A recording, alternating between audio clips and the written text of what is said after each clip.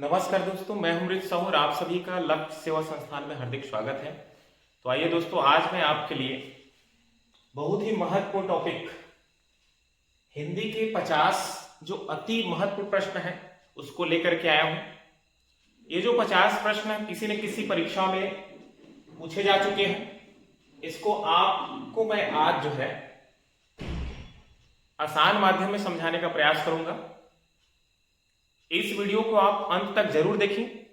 आगामी आपके जो पेपर है, जैसे हॉस्टल अधीक्षक हो गया, शिक्षक भर्ती परीक्षा हो गया और भी बहुत जो व्यापम से संबंधित जहां पर हिंदी से प्रश्न आपको पूछे जाते हैं, ऐसे परीक्षा के लिए आपको हिंदी को तैयार करना बहुत ही जरूरी हो जाता है। जैसे सहायक सम परीक्षक का आएगा तो उसमें 100 नंबर का हिंदी होता है। व्यापम में जैसे पटवारी भर्ती परीक्षा हो गया या हॉस्टल अधीक्षक हो गया या अभी सामने आपका जो है शिक्षक भर्ती परीक्षा है, इसमें आपको हिंदी से संबंधित प्रश्न पूछे जाएंगे। अभी एसएससी जीडी का परीक्षा होने वाला है, उसमें भी 20 नंबर का हिंदी पूछा जाता है। तो आइए आज हम शुरू करेंगे हिंदी से जो संबंधित हिंदी के जो अति महत्वपूर्ण प्रश्न है उसके बारे में आज हम चर्चा करेंगे। तो आइए सबसे पहले हम देखते हैं हमारा ये जो पहला प्रश्न है, निम्न में से कौन सा वर्ण घोष वर्ण है? निम्न में से कौन सा वर्ण घोष वर्ण है? तो याद रखिएगा, घोष वर्ण पहला ऑप्शन हमारा है ख, दूसरा ऑप्शन है च, तीसरा ऑप्शन है प और चौथे ऑप्शन पर है ह। इन चारों वर्णों में घोष वर्ण को हमको बताना है, तो हमारा सही आंसर हो जाएगा ह। ह जो कि एक घोष वर्ण है, घोष वर्ण। ठीक है, ऐसा वर्ण जिनके उच्चारण से स्वर तंत्रिका में कंपन न हो, ऐसा वर्ण जिनके उच्चारण से स्वर तंत्रिका में कंपन न हो, इसको घोष वर्ण कहा जाता है। और घोष वर्णों की संख्या कितने? घोष वर्णों की संख्या है 31। अब 31 जो वर्ण है कौन कौन से हैं याद रखिएगा। देखिए, प्रत्येक वर्ग का तीसरा, चौथा और पांचवा वर्ण, जैसे 5 वर्ण है, 5 वर्ग है, क वर्ग, च वर्ग, ट वर्ग, त वर्ग और प वर्ग। देखिए, ये जो 5 वर्ग है, इन पांचों वर्गों का तीसरा, चौथा और पांचवा जो वर्ण है घोष वर्ण होता है। और सभी स्वर जो 11 स्वर है घोष वर्ण, और या, रा, ला, व और हा कुल मिला के 31। जैसे क वर्ग में देखिए क, ख, ग, घ, अंगा। समझिएगा, मैं आपको समझा देता हूं। च वर्ग में च, छ, ज, झ, य। ट वर्ग में ट, ठ, ड, ढ, ण। त वर्ग में त, थ, द, ध, न। और प वर्ग में प, फ, ब, भ, म। अब यहां पे हमको देखना है प्रत्येक वर्ग का तीसरा, चौथा, पांचवा वर्ण। देखिए, ये पहला, दूसरा, तीसरा, चौथा, पांचवा, प्रत्येक वर्ग में 5-5 वर्ण है। तो तीसरा वर्ण, तीसरा, चौथा, पांचवा, तीसरा, चौथा, पांचवा, तीसरा, चौथा, पांचवा, तीसरा, चौथा, पांचवा, ये भी हो गया तीसरा, चौथा और पांचवा। प्रत्येक वर्ग का तीसरा, चौथा, पांचवा वर्ण क्या होता है? घोष वर्ण होता है। ठीक है, आपको मैं याद कराता हूं घोषणा कैसे है। किसी भी चीज को हम याद करते हैं तो याद कैसे करते हैं? 3 बार, 4 बार, 5 बार। तो देखो, तीसरा, फिर चौथा, फिर पांचवा। कितने बार घोषणा है? तो 3 बार घोषणा है, 4 बार घोषणा है, 5 बार घोषणा। और कैसे घोषणा है? तो सस्वर, सस्वर मतलब सभी स्वर। ठीक है, और या, रा, ला, व और ह। अंतस्थ या, रा, ला और व, ये जो अंतस्थ व्यंजन है साथ में ह। कुल मिला के कितना हो गया गिनिए। देखिए, 3 पंचे तो ये 15, 3 3 6 3 9 3 12 3 15 15 ये हो गया। ठीक है, स्वर कितने? तो 11 स्वर। ठीक है, 11 स्वर, अम और अहा को छोड़ करके 11। और ये 5, यहां पे देखिए 15 11 कितना हो गया? 26 और 26 और 5 कितना हो गया 31। ठीक है, हमारे घोष वर्णों की संख्या कितनी है? तो घोष वर्णों की संख्या है 31 31।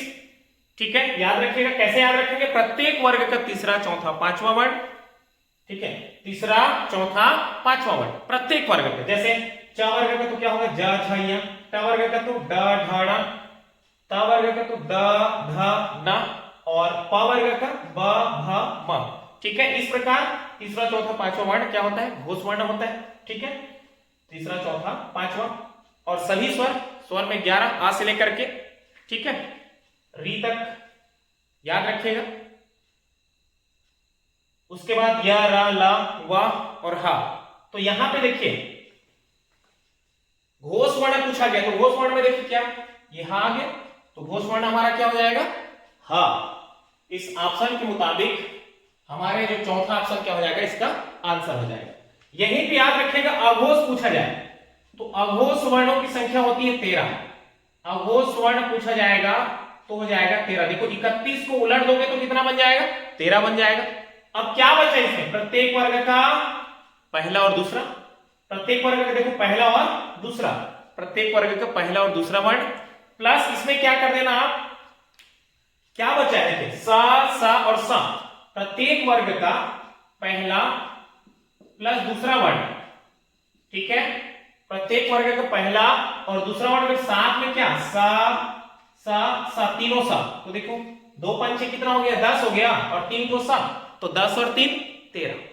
ठीक है, अघोष वर्ण क्या है? तो ऐसा वर्ण जिनके उच्चारण में स्वर तंत्रिका में कंपन न हो, ये क्या कहलाता है? अघोष वर्ण कहलाता है। ठीक है भाई, कंपन होता है मतलब घोष वर्ण, और कंपन नहीं होता मतलब अघोष वर्ण। ठीक है, समझ में आ गया? आगे देखिए, घोष वर्णों की संख्या मैंने बता दिया, घोष 31 और अघोष 13। 31 को उलट दोगे तो बन जाएगा 13। दूसरा प्रश्न हमारा देखिए, किस शब्द में रा का प्रयोग नहीं हुआ है? हमारा दूसरा प्रश्न है किस शब्द में रा का प्रयोग नहीं हुआ है? पहला हमारा है उग्र, दूसरा ड्रेस, तीसरा आवृत्ति, और चौथा है धार्मिक। इन चारों शब्दों में देखिए रा का प्रयोग किसमें नहीं हुआ है? तो देखो उग्र रा, समझ में आ गया? ड्रेस रा, आवृत्ति, तो इसमें क्या आवृत्ति री। यहां पे देखिए हमारा आंसर क्या हो जाएगा? ऑप्शन सी हो जाएगा। आवृत्ति, इसमें किसका? री का प्रयोग हुआ है, रा का नहीं। चौथा देखिए धार्मिक, धार रा का प्रयोग हुआ है, तो किसमें रा का प्रयोग नहीं हुआ? तो आवृत्ति में। याद रखिए ऑप्शन सी हमारा क्या हो जाएगा? आंसर हो जाएगा। उसके बाद तीसरा प्रश्न हमारा देखिए, अ धन त धन छोटा ई धन सा धन अ धन या धन ओ धन का धन ता और धन छोटा ई का शुद्ध वर्ण संयोजन है। याद रखिए इसको एक बार मैं पुनः पढ़ देता हूं। अ धन ता में हलंत है, फिर छोटा ई, फिर सा में भी हलंत है, आ धन या में भी हलंत, ओ का ता ई। ठीक है, चार ऑप्शन देखिए, चार ऑप्शन क्या है? अतिशयोक्ति, अतिशयोक्ति, अतिशयोक्ति और इनमें से कोई नहीं। इन चारों ऑप्शन में आपको मैच करना है। देखिए हम इसको लेते हैं, यहां पे देखिए अ त ई, यहां पे छोटा ई, लेकिन यहां पे क्या हो गया है? बड़ा ही हो गया। तुम्हारे लिए ऑप्शन क्या हो जाएगा? गलत हो जाएगा। उसके बाद देखिए अ छोटा ती आधा सा, यहां पे देखिए सा और आ, ये पूरा सा है, तो ये भी क्या हो जाएगा? गलत हो जाएगा। इसके बाद तीसरा ऑप्शन देखिए, आ छोटा ती, ता के बाद छोटा ये है, ठीक है, सा आ, ये भी ठीक है, या और ओ, तो यो हो गया, या और ओ को मिलाएंगे क्या हो जाएगा? यो होगा, ये भी ठीक है। और आधा का, फिर ता और छोटा ये, तो आधा का और छोटा ती, तो अतिशयोक्ति, तो हमारा ऑप्शन सी क्या हो जाएगा? इसका आंसर हो जाएगा। ठीक है, इस प्रकार अतिशयोक्ति इसका सही उत्तर हो जाएगा। ठीक है, चौथा प्रश्न है, लोकोक्ति शब्द में कौन सी संधि है? लोकोक्ति शब्द में कौन सी संधि है? लोकोक्ति यहां पे लिखता हूं, देखिए लोकोक्ति, इसमें हमको क्या बताना है? संधि बताना है। लोकोक्ति आपको मैं बता देता हूं इसका एक छोटा सा ट्रिक। जैसे देखिए इसमें क्या क्या दिया है, इसमें दिया है गुण संधि, गुण स्वर संधि है ना, यण स्वर संधि, अयादि स्वर संधि और वृद्धि संधि, वृद्धि स्वर संधि। ये जो चार जो संधि यहां पे दिया गया है ऑप्शन में, हमको जो है लोकोक्ति में कौन सी संधि है इसका उत्तर बताना है। लोकोक्ति तो आपको सबसे पहले देखिए गुण स्वर संधि, तो गुण स्वर संधि की एक ट्रिक मैं यहां पे लिखता हूं, गुण और ओ ए, गुण और ओए, मतलब यहां पे याद रखिएगा गुण मतलब क्या हो गया, गुण संधि हो गया। इतने में आपका जो संधि है आराम से पकड़ में आ जाएगा, गुण संधि, गुण स्वर संधि, ठीक है।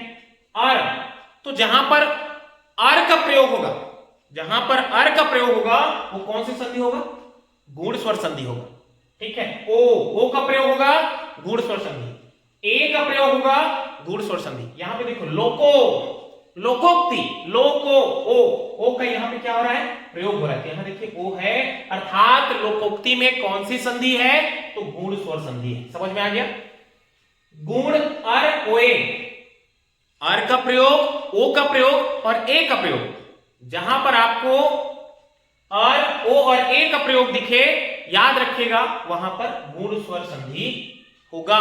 तो यहां पे देखिए लोकोक्ति में ओ है, अर्थात हमारा उत्तर क्या हो जाएगा, गुण स्वर संधि हो जाएगा, ऑप्शन ए।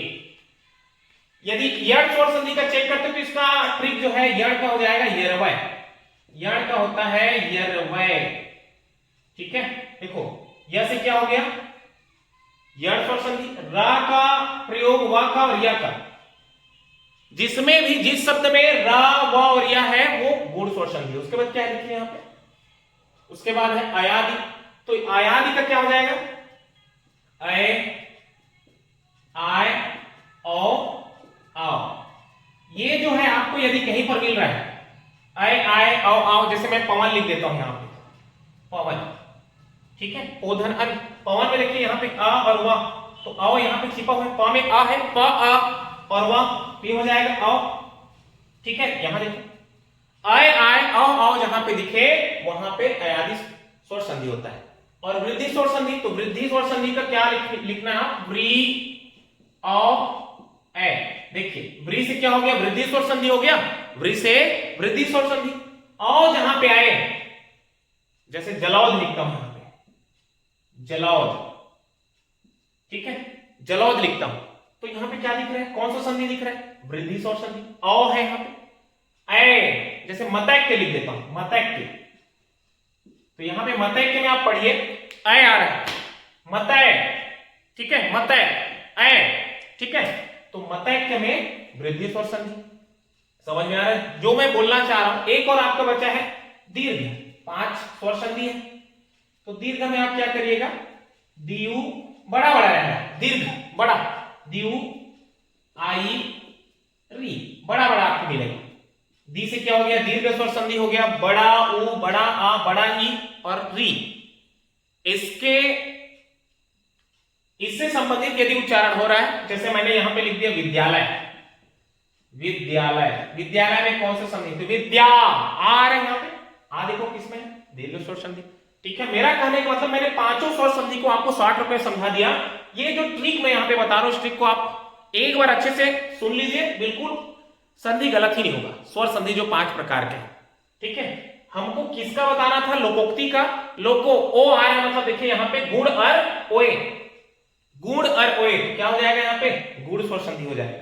हमारा उत्तर हो गया गुण संधि, ठीक है, गुण स्वर संधि। निम्न में उर्दू भाषा के उपसर्ग नहीं है, उर्दू भाषा के उपसर्ग नहीं है, तो उर्दू भाषा के जो उपसर्ग है, ठीक है, देख लेते हैं कौन सा नहीं है। उर्दू भाषा के उपसर्ग नहीं है, क्या क्या नहीं है, बे, बर, हर और कु, 4 ऑप्शन दिया है, बे, बर, हर और कु। कौन सा जो है उर्दू भाषा का उपसर्ग नहीं है, तो उर्दू भाषा का उपसर्ग कु जो है नहीं है। उर्दू के जो प्रमुख उपसर्ग है, मैं यहां पे आपको एक सरल भाषा में समझाने का प्रयास करता हूं, ठीक है। देखिए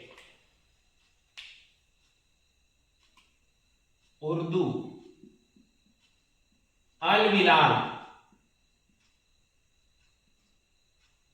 उर्दू अल बिलाल ला, उर्दू अल बिलाल ला हमना बदबे बागैर, हमना बदबे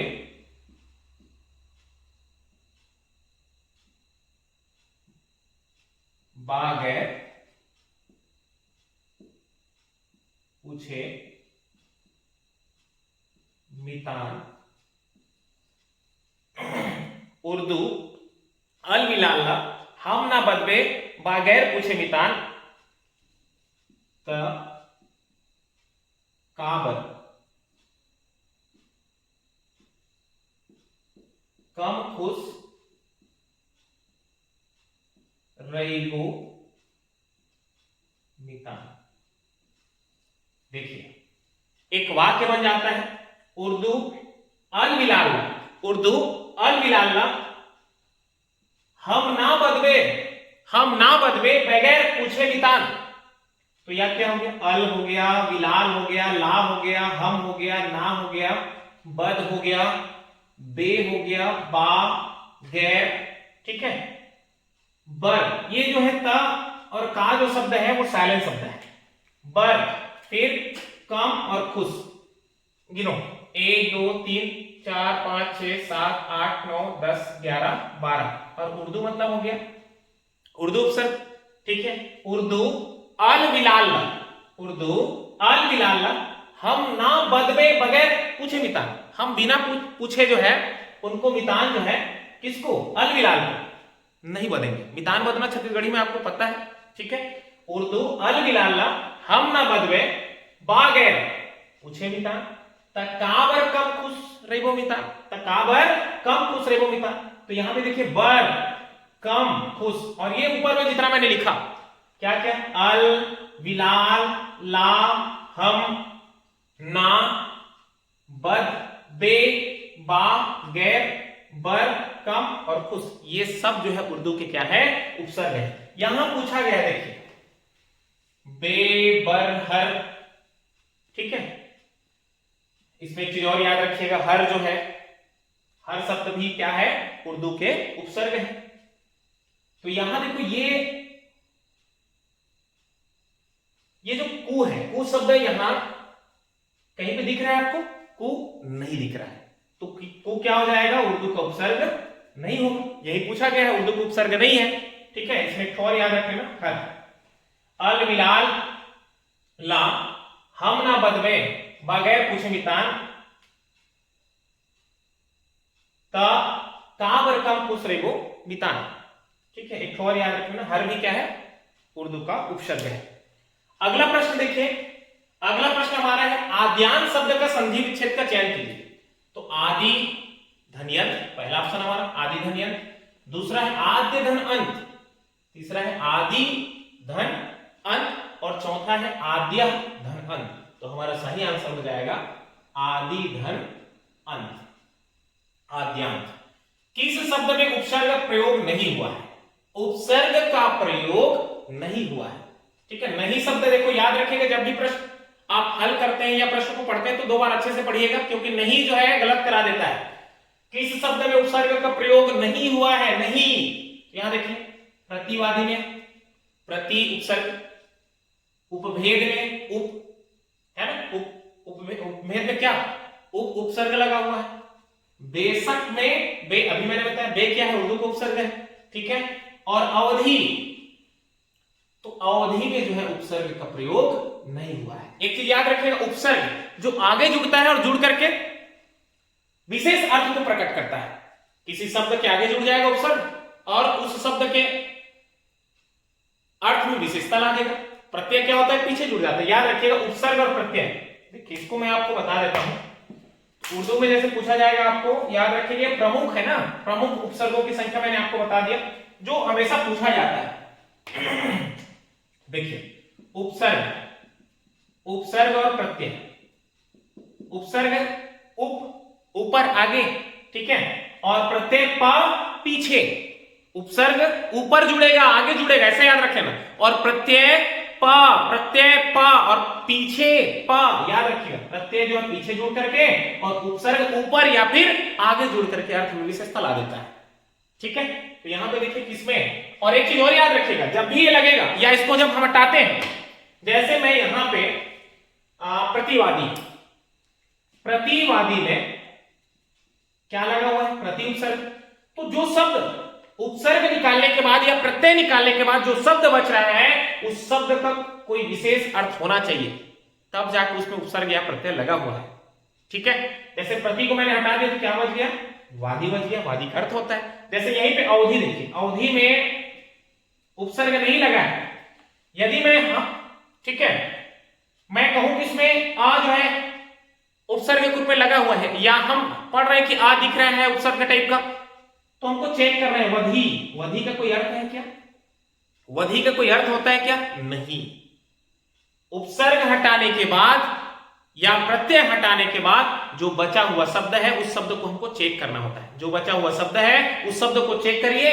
चेक करने के बाद यदि लग रहा है कि हाँ इसका विशेष अर्थ है, ठीक है, इसका ठीक है सार्थक शब्द है, तो बिल्कुल कहना चाहिए उसमें क्या लगा हुआ है, उपसर्ग या प्रत्यय लगा हुआ है। जैसे मैंने यहाँ पे उदाहरण से आपको समझा दिया, अवधि, अवधि में देखिए हमने अ को निकाला या औ को निकालते हैं तो धी का मतलब क्या होता है, धी का कोई अर्थ होता है नहीं। इस प्रकार किसमें जो है उपसर्ग नहीं लगा है, तो किस शब्द में उपसर्ग नहीं लगा है, अवधि में।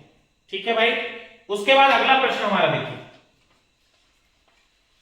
अगला प्रश्न हमारा है देखिए पथभ्रष्ट में कौन सा समास है, पथभ्रष्ट, ठीक है, पथभ्रष्ट में कौन सा समास है, तो यहां पे मैं आपको समझा देता हूं पथभ्रष्ट, पथभ्रष्ट में कौन सा समास है। तो याद रखिएगा जब भी इस प्रकार आपको मिले तो चेक करिएगा, जैसे पथ से भ्रष्ट, तो आपको लग रहा होगा ये से कारक, से क्या है, कारक चिन्ह का प्रयोग है, और जब भी कारक चिन्हों का प्रयोग होता है, कारक चिन्हों का प्रयोग होता हुआ दिखे तो आप कौन से समास में जाएंगे, आपका जो सही उत्तर है तत्पुरुष समास, क्योंकि तत्पुरुष समास में कारक चिन्हों का प्रयोग होता है लेकिन दिखता नहीं है। देखिए पथभ्रष्ट में हमको दिख रहा है क्या, नहीं, कारक चिन्हों का क्या हो जाता है, लोप हो जाता है। पथ से भ्रष्ट, पथ से भ्रष्ट हो गया है, पथभ्रष्ट। ठीक है, याद रखिएगा 8 कारक होता है हिंदी में, लेकिन जब भी हम यहां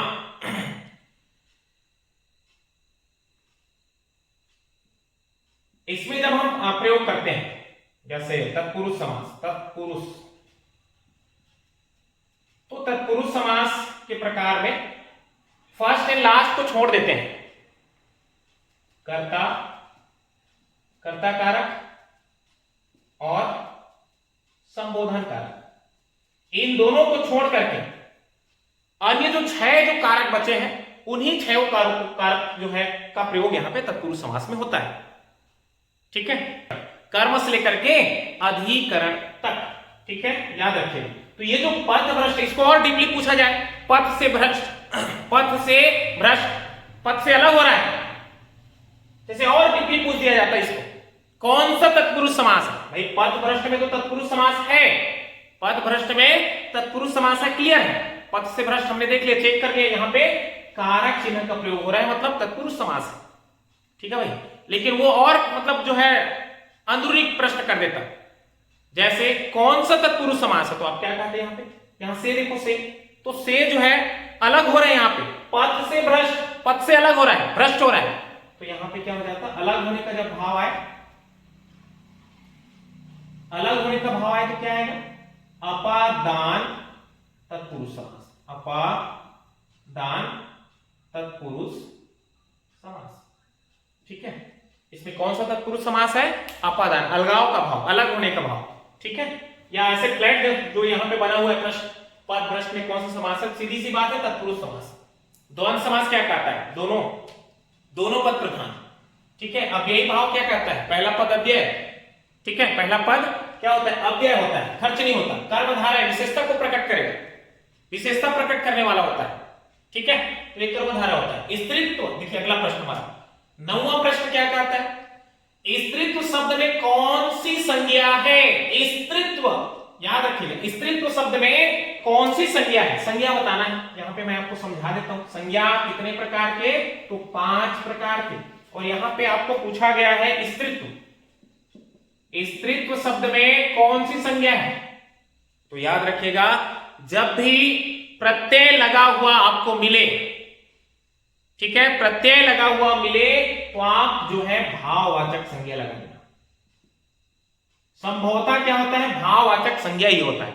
इसको और मैं आपको समझा देता हूं, ठीक है। भाववाचक संज्ञा स्त्रीत्व, स्त्रीत्व, रामत्व, नारीत्व, अपनत्व, ये सब, अपनत्व, नारीत्व, रामत्व, ममत्व, इन सब में यदि तुमको पूछे कौन सी संज्ञा है, तो भाववाचक संज्ञा है।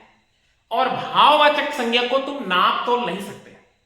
जैसे यहां पे मैं लिख दूं प्रेम या स्नेह लिख दूं या बल लिख दूं या जवानी लिख दूं, ठीक है, ये सब क्या है, ये सब जो है भाववाचक संज्ञा है।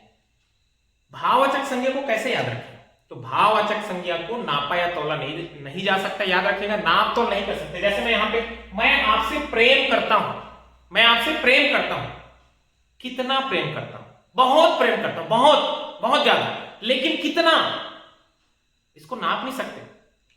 10 किलो प्रेम, 20 किलो प्रेम, समझ में आ रहा है ना मैं जो बोलना चाह रहा हूं, तो इसको आप नाप तोल नहीं कर सकते, नापा या तोला नहीं जा सकता। इसको केवल क्या किया जाता है, महसूस किया जा सकता है।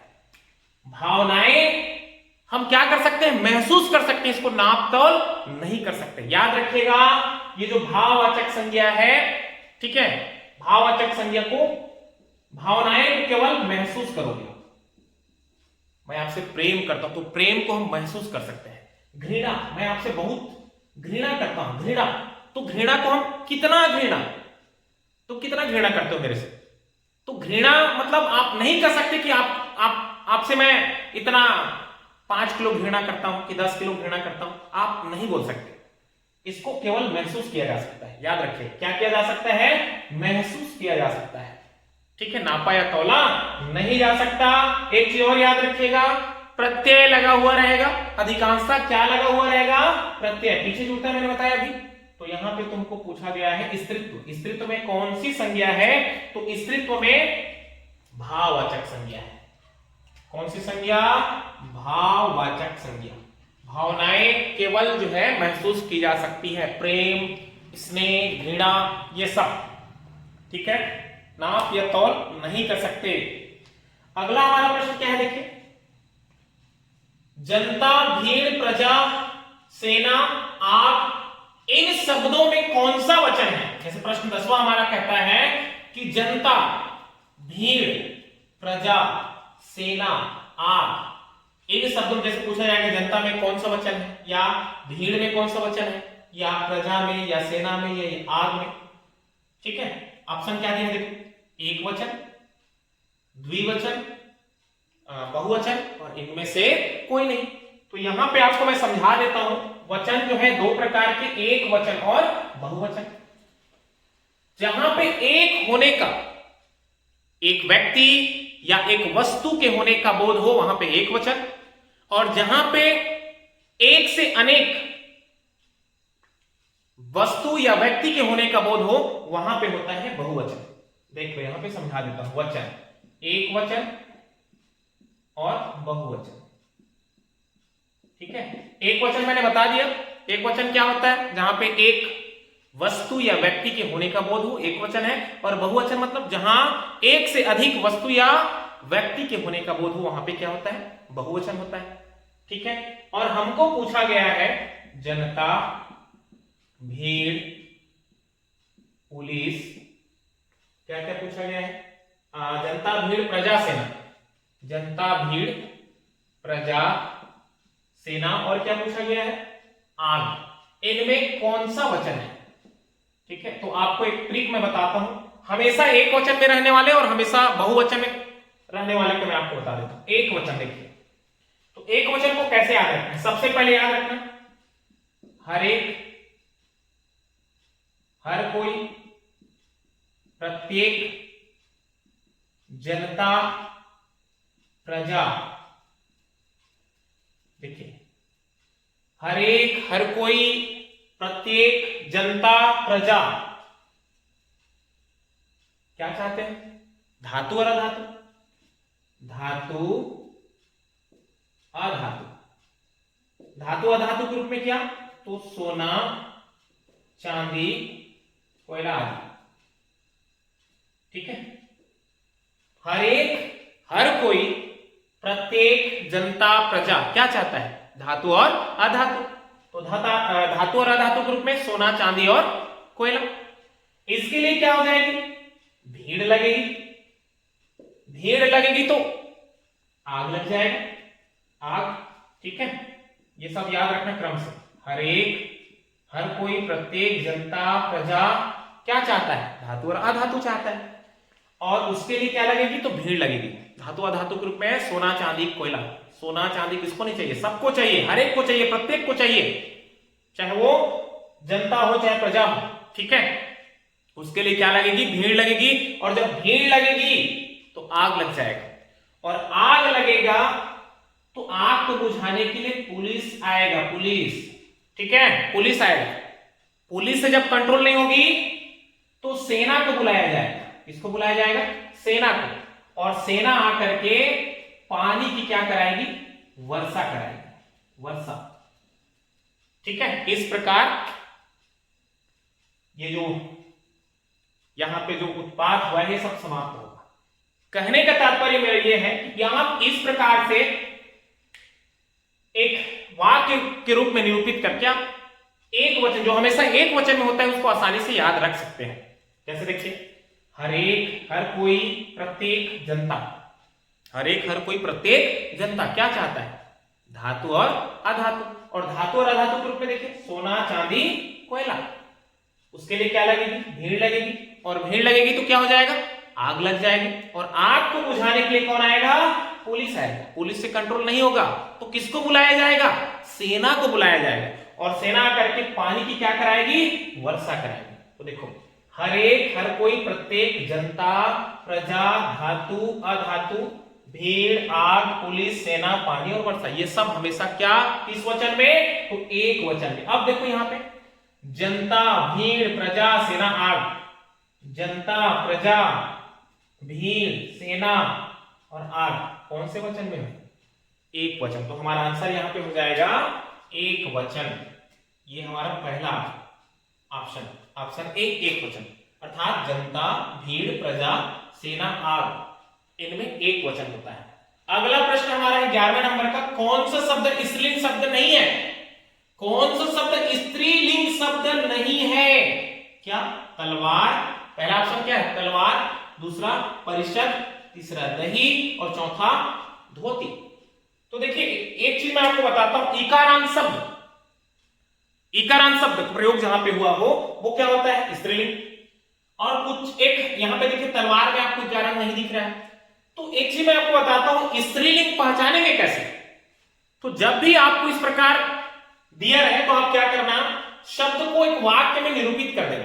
शब्द को वाक्य में, जैसे तलवार, तो तलवार वाला ऐसा कोई वाक्य ढूंढो। जैसे चमक उठी सन में वह तलवार पुरानी थी। पुरानी इकारांत आ रहा है, अर्थात ये तलवार क्या हो गया?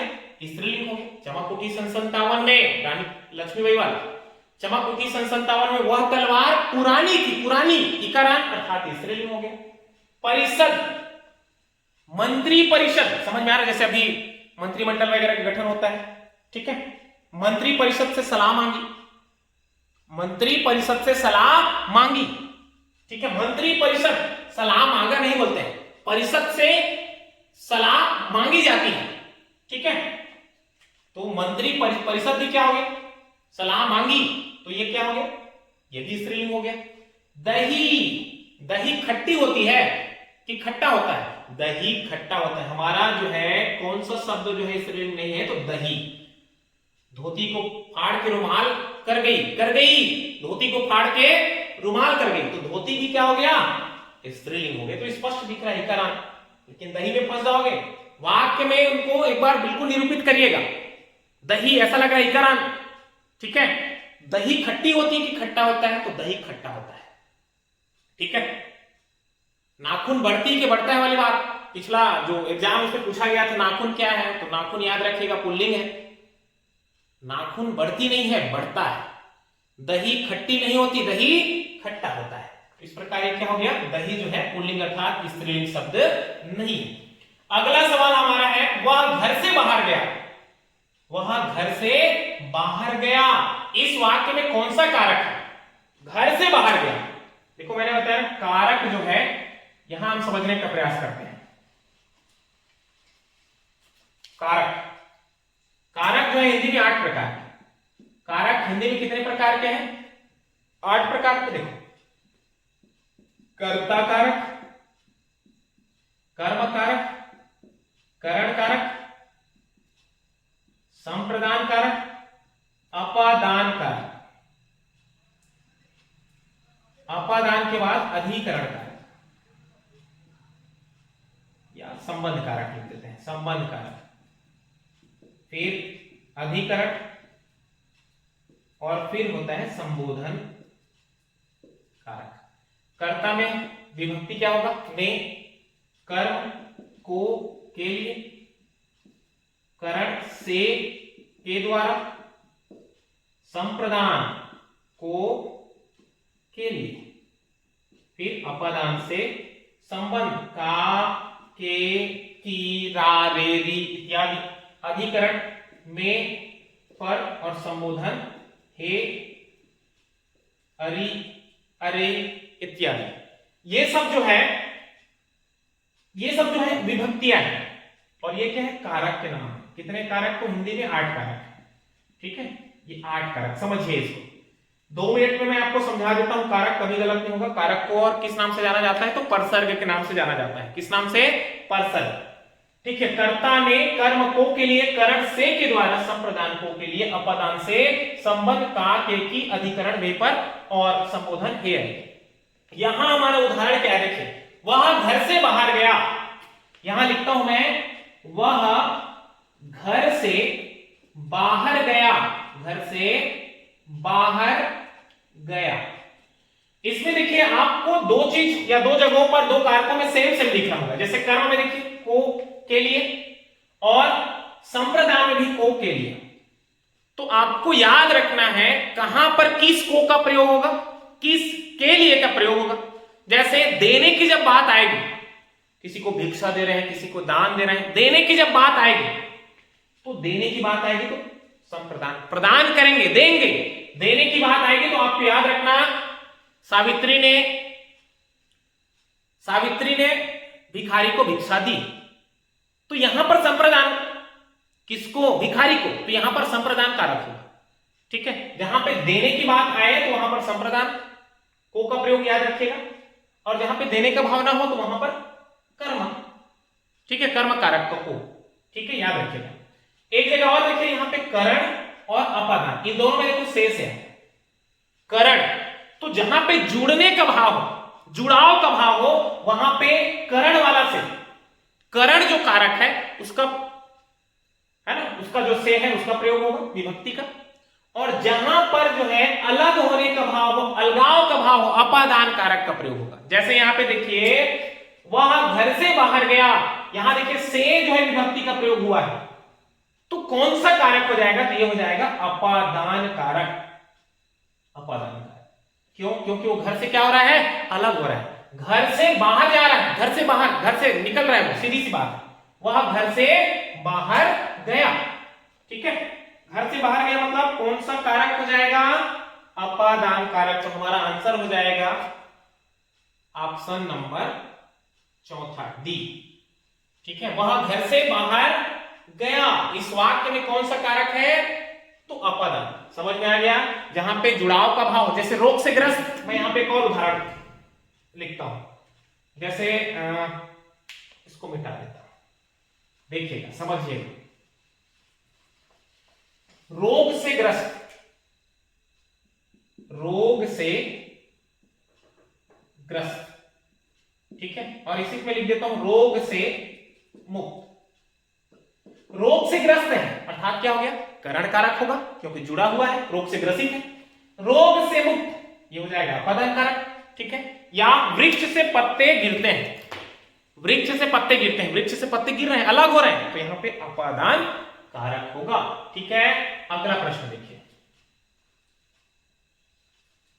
हमारा अगला सवाल है, अगला सवाल क्या है, अनिश्चयवाचक सर्वनाम कौन सा है?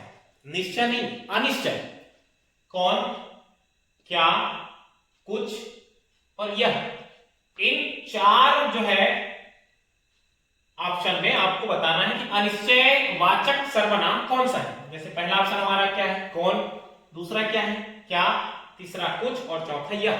तो अनिश्चय, अनिश्चयवाचक, अनिश्चय, ये जो कुछ शब्द आपको दिख रहा है तो हमारा सही आंसर क्या हो जाएगा, कुछ हो जाएगा। जैसे दाल में या चावल में, चावल में कुछ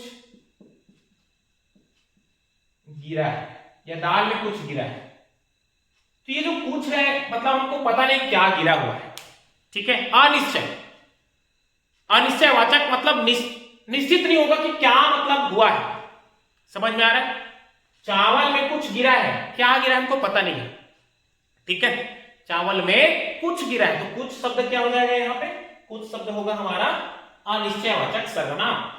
ठीक है, अगला देखिए, अनिश्चयवाचक सर्वनाम। इसके बाद देखिए, घोड़ा मैदान में दौड़ता है, इस वाक्य में दौड़ता क्रिया किस प्रकार की है? घोड़ा मैदान में दौड़ता है, इस वाक्य में दौड़ता क्रिया किस प्रकार की है? देखो, अकर्मक क्रिया, सकर्मक क्रिया, द्विकर्मक क्रिया, सहायक क्रिया। ठीक है, तो याद रखिएगा, यहां पे मैं लिखता हूं घोड़ा मैदान में दौड़ता है। ठीक है, ये अकर्मक है, सकर्मक है, द्विकर्मक है, क्या हमको बताना है? देखिए, सकर्मक क्या होता है, अकर्मक क्या होता है, मैं आपको बता देता हूं। जिसके साथ, देखो, सकर्मक जिसके साथ में कर्म जुड़ा हो या कर्म लगा हो वो सकर्मक होता है, और जिसके साथ कर्म न मतलब कर्म नहीं आता वो क्या होता है? अकर्मक। जिसके साथ में कर्म आए वो सकर्मक, और जिसके साथ में कर्म नहीं आए वो क्या होता है? अकर्मक होता है। जैसे यहां पे इस एग्जांपल से देखते हैं, क्योंकि हमारा प्रश्न यही है, घोड़ा मैदान में दौड़ता है, तो घोड़ा क्या हो गया? घोड़ा तो संज्ञा हो गया। घोड़ा क्या हो गया? संज्ञा। किसी व्यक्ति, वस्तु, स्थान का नाम ही क्या है? संज्ञा है। मैदान में, मैदान में, ये क्या है? में, अभी मैंने बताया कुछ समय पहले आपको कारक पढ़ाया मैंने, तो में जो है, में या पर अधिकरण कारक होता है। किस प्रकार का कारक? ये हो गया मैदान में अधिकरण कारक हो गया, अधिकरण। दौड़ना क्या है? क्रिया। दौड़ना क्या है? क्रिया। लेकिन कहीं पर आपको कर्म दिख रहा है, इसमें कर्म नहीं दिख रहा है, तो नहीं दिख रहा है तो क्या हो जाएगा हमारा? अकर्मक क्रिया होगा। जिसके साथ कर्म हो या कर्म लगा हो, जिसके साथ में कर्म हो वो सकर्मक होता है, और जिसके साथ में कर्म ना हो वो क्या होता है? अकर्मक। यहां पे देखिए, घोड़ा मैदान में दौड़ता है, तो इसमें कहीं पे तुमको जो है कर्म नहीं दिख रहा है। घोड़ा क्या हो गया? संज्ञा। मैंने बताया घोड़ा क्या हो गया? संज्ञा। मैदान में यहां पे समझ में आ रहा है? में या पर क्या होता है? अधिकरण कारक होता है, और दौड़ना क्या है? क्रिया है, कारक का अभाव है, अर्थात हमारा ये इसका आंसर हो जाएगा ए, अकर्मक। ठीक है, इसके बाद देखिए, निम्नलिखित में से अवृत्तमुखी स्वर नहीं है। आ, ई, उ, ए अवृत्तमुखी स्वर नहीं है। तो आपको मैं समझा देना चाहूंगा वृत्तमुखी और अवृत्तमुखी क्या है। ठीक है, अवृत्तमुखी, अवृत्तमुखी स्वर, ठीक है, और वृत्तमुखी स्वर।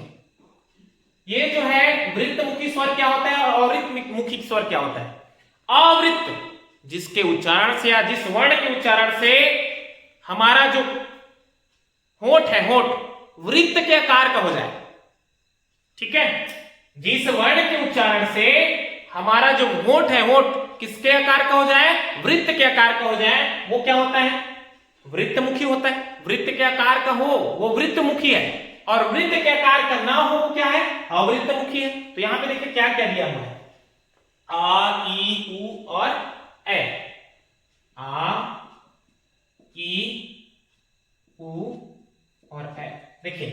उच्चारित करिए।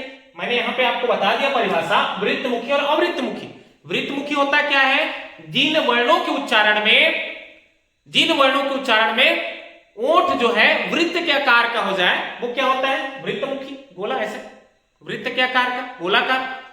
और जिन वर्णों के उच्चारण में ओठ का आकार जो है वृत्त के आकार का ना हो, अर्थात गोलाई का रूप ना ले, तो क्या हो जाता है, अवृत्तमुखी। जैसे आ, समझ में आ गया, ये वृत्तमुखी नहीं है।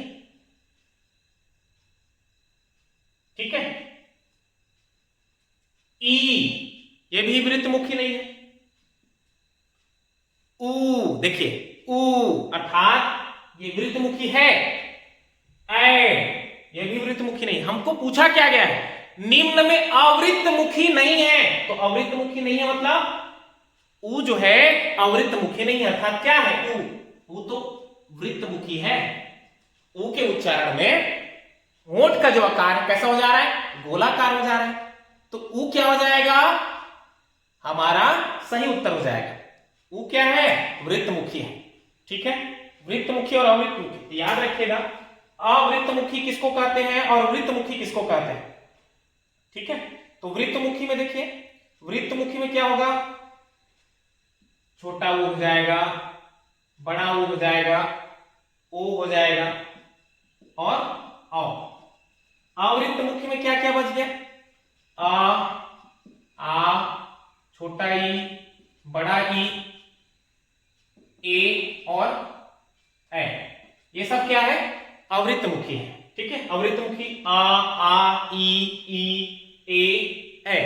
वृत्तमुखी में ऊ, ओ, औ। ठीक है, तो हमारा सही आंसर मैंने आपको बता दिया। निम्नलिखित में से अवृत्तमुखी स्वर नहीं है, तो अवृत्तमुखी स्वर नहीं है, कौन सा नहीं है, ऊ नहीं है, वो क्या है, वृत्तमुखी है। अगला देखिए, फा का उच्चारण स्थल है, फा का उच्चारण स्थल।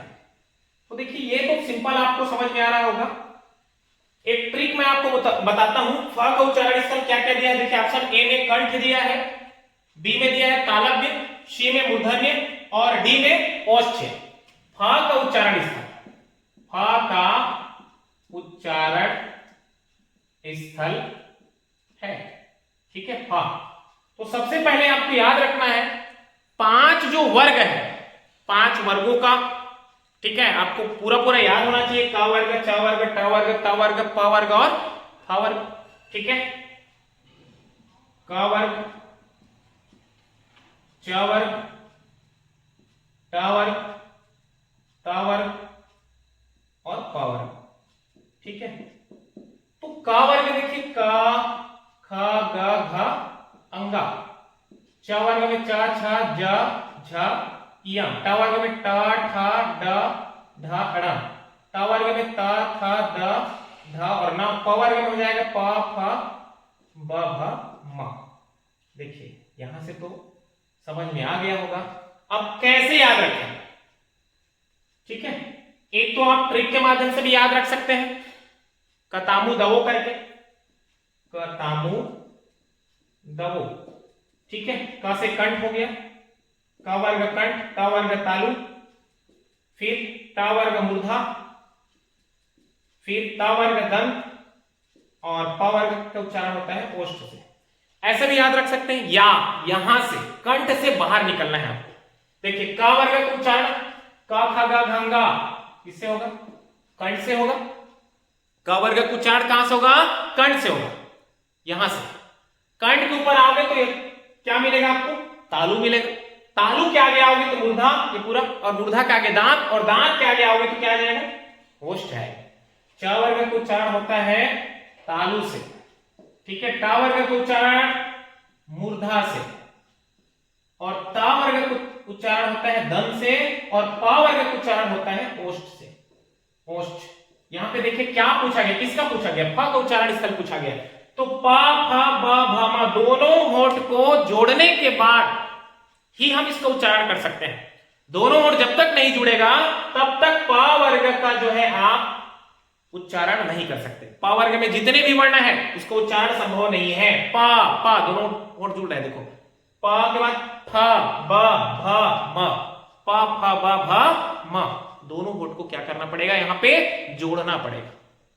तो भ वर्ग का उच्चारण स्थल क्या हो गया, यहां पे ओष्ठ हो गया। क्या हो गया, ओष्ठ। अगला प्रश्न देखिए, पक्षी का पर्यायवाची शब्द नहीं है। पक्षी का पर्यायवाची शब्द नहीं है, क्या नहीं, देखिए विहग ऑप्शन ए में, ऑप्शन बी में विटप, ऑप्शन सी में अंडज और ऑप्शन डी में पखेरु। तो पक्षी का पर्यायवाची शब्द क्या नहीं है, विटप। विटप मतलब होता है वृक्ष। विटप मतलब क्या होता है, वृक्ष होता है। विटप मतलब क्या होता है, वृक्ष, याद रखिएगा। सबसे पहले गिना जाने वाला को एक शब्द में क्या कहते हैं, देखिए हमारा अगला प्रश्न है, सबसे पहले गिना जाने वाला को एक शब्द में क्या कहते हैं, अग्रज, प्रथम, आरंभ या फिर अग्रगण्य। तो सबसे पहले गिना जाने वाला को एक शब्द में कहा जाता है अग्रगण्य। एक शब्द में क्या कहा जाता है भाई, अग्रगण्य। उसके बाद हमारा अगला सवाल है प्रश्न नंबर 19, ब्रह्मा, कमल, अमृत, केस के लिए एक शब्द है। सीधी सी बात, किसका अनेकार्थी शब्द है, ब्रह्मा, कमल, अमृत, केस। तो हमारा पहला ऑप्शन है फूल, दूसरा ऑप्शन है वलय, तीसरा ऑप्शन है दृश्य और चौथा ऑप्शन है कंज। तो याद रखिएगा, ब्रह्मा, कमल, अमृत और केस के लिए एक शब्द क्या होगा, तो कंज होगा। कंज मतलब भी क्या होता है, कमल होता है, कंज। ठीक है, कंज याद रखेगा। उसके बाद प्रश्न क्रमांक 20, कनक का अनेकार्थी शब्द नहीं है। कनक, कनक समझ में आ रहा ना, कनक का अनेकार्थी शब्द नहीं है। पहला ऑप्शन हमारा धतूरा, दूसरा सूर्य, तीसरा गेहूं और चौथा, पहला धतूरा, दूसरा सूर्य, तीसरा गेहूं, चौथे में भी धतूरा लिख दिया हूं। ठीक है, तो यहां पे देखिए, इसको लिखता हूं मैं सोना। ये धतूरा धतूरा डबल हो गया है, सोना। ठीक है, पहला में क्या, धतूरा, दूसरा में सूर्य, तीसरा में गेहूं और चौथा क्या हो गया, सोना। कौन सा जो इसका अनेकार्थी शब्द नहीं है, तो सूर्य इसका क्या है, अनेकार्थी शब्द नहीं है। कनक मतलब धतूरा भी होता है, कनक मतलब सोना भी होता है, कनक मतलब गेहूं भी होता है, याद रखिएगा। अगला सवाल हमारा, सतसई में कौन सा समास है, द्विगु समास, द्वंद्व समास, कर्मधारय समास और तत्पुरुष समास। सतसई आप पढ़े होंगे, यहां पे देखिए समास मैं आपको बताता हूं। सतसई में कौन सा समास है, तो याद रखिएगा द्विगु समास है। सतसई में कौन सा समास है, द्विगु समास। और द्विगु समास किसे कहते हैं, पहला पद संख्यावाचक विशेषण और समूहों को भी क्या करे, इंगित करे, बताए, प्रदर्शित करे। ठीक है, तो ये क्या हो जाता है, द्विगु समास होता है। पहला पद जो है संख्यावाचक विशेषण और समूहों को प्रदर्शित करता है। सतसई, समझ में आ रहा है, सतसई संख्यावाचक विशेषण। उसके बाद बहुब्रीहि समास का यह उपयुक्त उदाहरण है। बहुब्रीहि देखिए, पहला ऑप्शन में क्या है, पंचवटी, दूसरा में नवयुवक, तीसरा निर्जन और चौथा घर द्वार। पंचवटी, 5 वटों का समूह, पंचवटी अर्थात क्या हो गया, द्विगु समास हो गया। नवयुवक, नव है जो युवक अर्थात कर्मधारय समास। ठीक है, निर्जन, निर्जन जहां जन ना हो, देखिए निर्जन जहां जन ना हो अर्थात किसको कह रहा है, सुनसान जगह को कह रहा है। किसको कह रहा है, सुनसान को कह रहा है। निर्जन जहां जन ना हो अर्थात बहुब्रीहि समास। बहुब्रीहि समास का आंसर हमारा क्या हो जाएगा, देखिए ये हो जाएगा निर्जन। उपयुक्त उदाहरण में हमारा निर्जन हो। घर द्वार तो समझ में आ रहा है, घर द्वार द्वंद्व समास। ठीक है, उसके बाद अगला सवाल देखिए, बहुब्रीहि समास समझ में आ रहा है ना। बहुब्रीहि समास मतलब दोनों पद अप्रधान होता है, तीसरे की प्रधानता होती है, तीसरे को इशारा किया जाता है।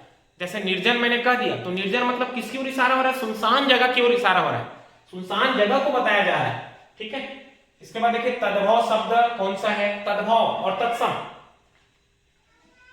तद्भव और तत्सम, ठीक है। तद्भव किसको कहा जाता है, तत्,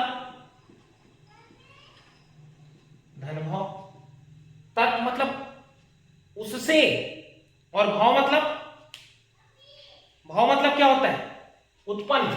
तत् मतलब उससे और भाव मतलब उत्पन्न। और यहां पे देखिए तत् धन सम, तत् मतलब उसके और सम मतलब समान।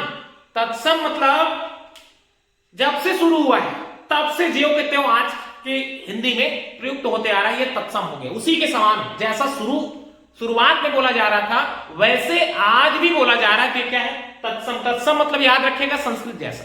संस्कृत प्राचीन भाषा हमारी क्या है, संस्कृत है, ठीक है, याद रखिएगा। तत्सम मतलब उसी के समान, और तद्भव मतलब बदल करके। जैसे यहां पे देखिए, ये हमारा ऑप्शन क्या कह दिया गया है यहाँ पे, दधी, कर्ण, चक्षु और गाय। अब देखिए दधी, कर्ण, चक्षु और गाय, इनमें आपको जो है संस्कृत जैसा कौन कौन सा लग रहा है और हिंदी जैसा कौन कौन सा लग रहा है। यहाँ पे देखिए दधी मतलब दही हो गया, कर्ण मतलब कान, चक्षु मतलब आंख या नेत्र, और गाय। तो यहाँ देखिए गाय जो है क्या है, तद्भव शब्द है, और गाय को पहले क्या कहा जाता था, गो कहा जाता था। ये तत्सम में गो हो जाएगा और तद्भव में क्या होगा, गाय। तो हमारा तद्भव शब्द क्या हो जाएगा यहाँ पे, चौथा ऑप्शन डी, अर्थात गाय होगा, ठीक है। तद्भव, तत् मतलब उससे, और भव मतलब उत्पन्न, उसी से उत्पन्न हुआ है। गो से क्या बना है, गाय। अग्नि से क्या बना, आग। समझ में आ गया, गो से गाय, अग्नि से आग, ठीक है, अमी से अमृत, ये सब याद रखिएगा।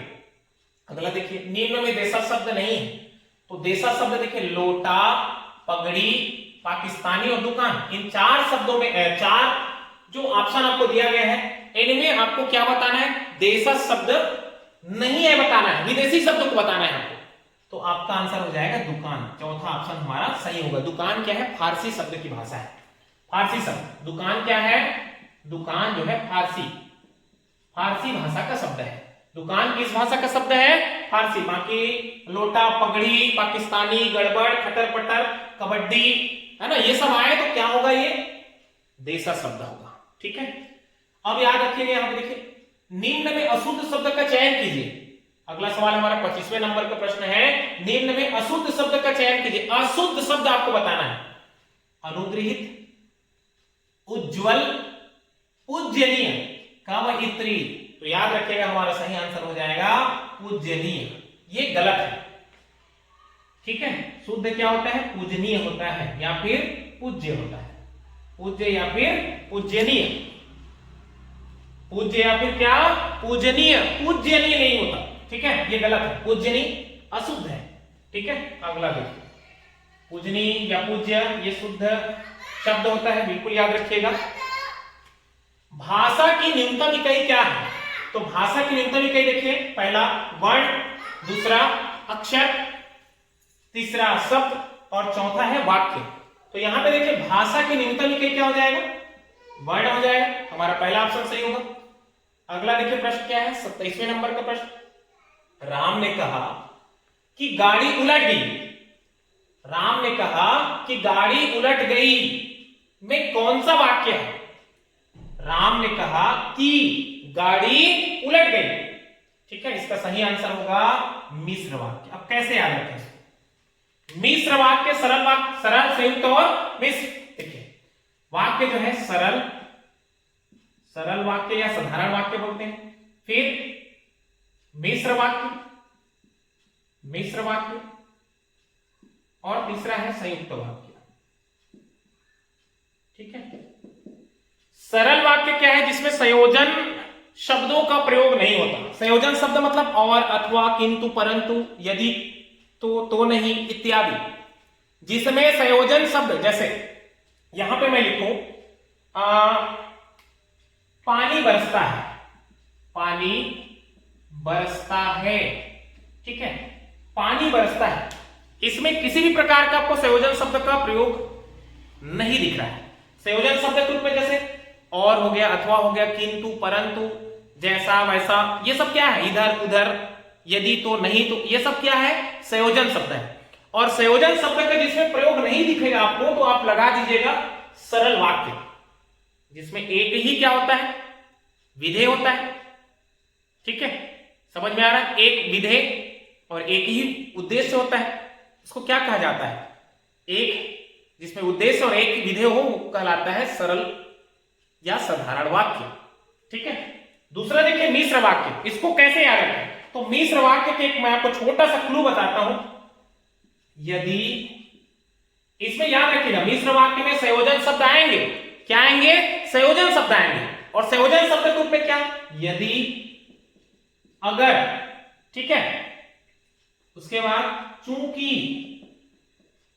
की और ज से मतलब शुरू होने वाले, जैसा वैसा जिससे जिसने जिनको, ठीक है, जिसको, ज से संबंधित, समझ में आ रहा है?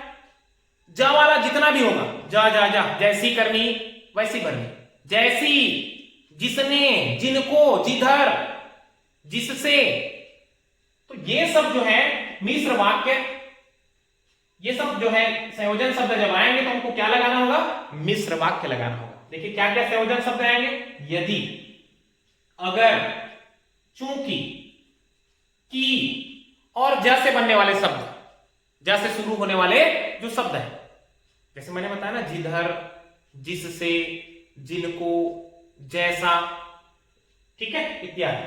तो यहां पे देखिए हमारा जो प्रश्न है क्या कह रहा है? राम ने कहा कि देखो आगे इसको, चूंकि के बाद क्या है? की है। राम ने कहा कि गाड़ी उलट गई, राम ने कहा कि गाड़ी उलट गई, की है मतलब आप क्या लगाओगे यहां पे? मिश्र वाक्य। इसके बाद जो कुछ भी संयोजन शब्द बचा है इनको छोड़ करके, किंतु, परंतु, है ना, किंतु, परंतु, ये सब, लेकिन, अथवा, और, अथवा, या, और, अथवा, या, तथा, एवं, किंतु, परंतु इत्यादि जो और भी मतलब जो संयोजन शब्द है वो आपको दिखे तो आपको क्या लगाना है? संयुक्त वाक्य लगाना। इतना याद रखना है केवल आपको, ये जो वर्ण है, ये जो शब्द है, इसको आपको बिल्कुल याद रखना है। क्या क्या शब्द? यदि, अगर, चूंकि, की और ज से शुरू होने वाले शब्द, ज से शुरू होने वाले शब्द जितने भी ज वाले जो शब्द है उतने को पकड़ लेना आप, ठीक है। पूरा पूरा आपका साधारण वाक्य, मिश्र वाक्य और संयुक्त वाक्य आराम से बनेगा, किसी प्रकार का कोई टेंशन ही नहीं होगा। किंतु, परंतु, अथवा, या, तथा ये सब आए तो क्या हो गई? संयुक्त वाक्य, क्योंकि इसमें नहीं है, ठीक है, समझ में आ गया? साधारण वाक्य में किसी प्रकार का संयोजन शब्द नहीं आता है, ठीक है। तो हमारा आंसर क्या हो जाएगा? मिश्र वाक्य होगा, ठीक है भाई। अगला देखिए, अगला क्या है हमारा? अगला सवाल है, पुरोहित में उपसर्ग है, कौन सा उपसर्ग आपको बताना है?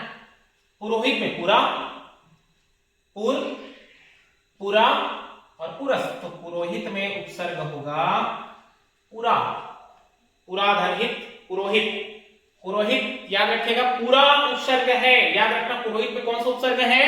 पूरा उपसर्ग। उसके बाद अगला देखिए, सबधन 22 पसेरी का क्या अर्थ है? सबधन 22 पसेरी का अर्थ है, ये पूछ रहा है, सबधन 22 पसेरी। तो पहला ऑप्शन अधिकता से सुविधा होना, दूसरा ऑप्शन बहुत महंगा होना, तीसरा ऑप्शन है बहुत सस्ता होना और चौथा ऑप्शन है अच्छा बुरा सबको एक समझना। तो सबधन 22 पसेरी मतलब अच्छा बुरा सबको एक समझना, चौथा ऑप्शन हमारा, ठीक है, आंसर हो जाएगा, अच्छा बुरा सबको एक समझना। अगला प्रश्न हमारा, खून सफेद हो जाना, मुहावरे का क्या अर्थ है? खून सफेद हो जाना, दया भाव न रहना, मरने के करीब होना, रक्त की कमी हो जाना और चौथा ऑप्शन है खून का रिश्ता न होना। तो खून सफेद होगा तो क्या? दया भाव नहीं रहेगा। खून सफेद होना मतलब दया भाव न रहना, याद रखना, खून सफेद होना मतलब दया भाव न रहना। अगला क्या है देखिए, निम्नलिखित में से शुद्ध वाक्य है, महादेवी विद्वान महिला थी, महादेवी विदुषी महिला थी, ठीक है, महादेवी विद्वान महिला थी, गलत है। पूजनी माता जी को प्रणाम, उसकी गर्दन शर्म से नीचे थी और मैं आप पर श्रद्धा रखता हूं। तो हमारा सही आंसर हो जाएगा, मैं आप पर श्रद्धा रखता हूं, यही शुद्ध वाक्य। देखिए, महादेवी विद्वान महिला थी, नहीं, महादेवी वर्मा विदुषी महिला थी, ठीक है। दूसरा, पूजनी, पूजनी गलत है, पूजनी माता जी को प्रणाम, ठीक है। उसकी गर्दन शर्म से नीचे थी, नीचे नहीं, उसकी गर्दन शर्म से नीचे थी, ठीक है, ये तीनों गलत है। चौथा हमारा जो ऑप्शन है, मैं आप पर श्रद्धा रखता हूं, यही क्या होगा? शुद्ध वाक्य होगा, मैं आप पर श्रद्धा रखता हूं, ठीक है। अगला सवाल देखिए, निम्न में जातिवाचक संज्ञा शब्द, ठीक है, अब यहां पे मैं आपको संज्ञा बताता हूं, जातिवाचक संज्ञा, ठीक है, चीन, रेगिस्तान, गंगा और राम। ये चार्ट हो ऑप्शन दिया गया है, चीन है, रेगिस्तान है और गंगा है और राम है। तो देखिए जातिवाचक संज्ञा और व्यक्तिवाचक संज्ञा, व्यक्तिवाचक और जातिवाचक। तो जाति जब भी अनेक के लिए बात होगी, अनेकों के लिए, तो जातिवाचक याद रखें। और जब भी व्यक्तिगत एक के लिए बात होगी, ठीक है, एक के लिए जब बात होगी तो वो क्या होगा, व्यक्तिवाचक होगा। कैसे याद रखें, जातिवाचक अनेक, जैसे यहां पे देखो चीन, चीन जो है देश का नाम है चीन, ठीक है, एक के लिए बात हो रही है कि अनेक के लिए बात हो रही है, तो केवल चीन जो देश है, चीने देश के लिए बात हो रही है, एक के लिए बात हो रही है, तो क्या हो गया, व्यक्तिवाचक हो गया। दूसरा देखिए रेगिस्तान, तो रेगिस्तान कहने का मतलब जहां रेत ही रेत हो, इसको रेगिस्तान कहा जाता है। और रेगिस्तान कह देने से केवल एक ही है ना, एक ही रेगिस्तान की बात नहीं होगी, यहां अनेक रेगिस्तान की बात होगी। जैसे हमारे देश में थार रेगिस्तान, थार का मरुस्थल आप सुने होंगे, अफ्रीका में जाओ सहारा मिलेगा आपको, कालाहारी, टकला मकन, सोनोरन, दुनिया भर का क्या है, रेगिस्तान है। तो रेगिस्तान कह देने से अनेक रेगिस्तान उसमें शामिल हो जाते हैं, रेगिस्तान कहने से अनेक रेगिस्तान उसमें क्या हो जाते हैं, शामिल हो जाते हैं। तो रेगिस्तान जो है क्या होगा, जातिवाचक होगा। जब भी जातिवाचक की बात होगी, इसको मैं आपको एक वीडियो संज्ञा के वीडियो में आपको डाल दूंगा, डाल करके पूरा एक एक चीज मैं बता दूंगा संज्ञा क्या है, ठीक है। तो संज्ञा आप समझ रहे होंगे, किसी वस्तु, व्यक्ति, स्थान, है ना, का नाम ही क्या है, संज्ञा है। संज्ञा मतलब सम्यक ज्ञान कराने वाला ही क्या होता है, संज्ञा होता है। और संज्ञा मतलब सीधी सी बात नाम से है, नाम मतलब संज्ञा। तो रेगिस्तान समझ में आ रहा है, रेगिस्तान कहने से अनेक रेगिस्तान की बात हो रही है, तो क्या होगा, यही जातिवाचक होगा। गंगा मतलब वो गंगा नदी के बारे में, राम मतलब राम के बारे में, ठीक है। राम कहने से क्या है, व्यक्तिवाचक है, ठीक है, राम कहने से किसी व्यक्ति का नाम, गंगा नदी का नाम। तो यहां पे हमारा जो है रेगिस्तान क्या हो जाएगा, रेगिस्तान ही जातिवाचक संज्ञा होगा। जातिवाचक समझ में आ गया, अनेक की बात, ठीक है, हमेशा जो है विद्यमान, हमेशा के लिए विद्यमान होगी, इसके नाम को नहीं बदला जा सकता। जातिवाचक जो संज्ञाएं होती है उसके नाम में परिवर्तन नहीं किया जा सकता, रेगिस्तान रेगिस्तान ही रहे। लेकिन व्यक्तिवाचक जो संज्ञा है इसके नाम को परिवर्तित किया जा सकता है, ये हमेशा जो है सदैव मतलब विद्यमान नहीं होती है, एक न एक दिन ये समाप्त जैसे हो ही जाती है, ठीक है। जैसे मैं यहाँ पे नदी कहूं तो नदी क्या है, नदी कहूं तो क्या है, नदी जो है जातिवाचक, नदी के अंदर बहुत सारे आ गए, गंगा नदी, यमुना नदी, गोदावरी नदी, ठीक है, बहुत सारे। और यहां मैं यदि गंगा नदी कह दूं, केवल गंगा नदी, तो गंगा नदी केवल गंगा के बारे में ही बात हो रही है, तो ये क्या हो जाएगा, व्यक्तिगत हो जाएगा, व्यक्तिवाचक, एक के लिए बात हो रही है। ये एक न एक दिन क्या होगा, समाप्त हो जाएगा। जैसे भी सरस्वती नदी का, सरस्वती, तो सरस्वती नदी क्या है, समाप्त हो चुकी है, ठीक है। इनके नाम को बदला जा सकता है, जैसे रायपुर, रायपुर का नाम अभी चेंज करके क्या रख दिया गया, मान लो अटल नगर, ठीक है, के नाम को हम क्या कर सकते हैं, बदल सकते हैं। व्यक्तिवाचक संज्ञा के नाम को बदला जा सकता है, लेकिन जातिवाचक संज्ञा के नाम को नहीं बदला जा सकता। रेगिस्तान का नाम कैसे आप रखोगे, जैसे पर्वत मैं कहूं तो पर्वत क्या हो जाएगा, पर्वत क्या है, जातिवाचक है। हिमालय पर्वत कहूं तो क्या हो जाएगा, व्यक्तिवाचक हो जाएगा। समझ में आ रहा है, केवल हिमालय पर्वत के बारे में ही बात हो रही है।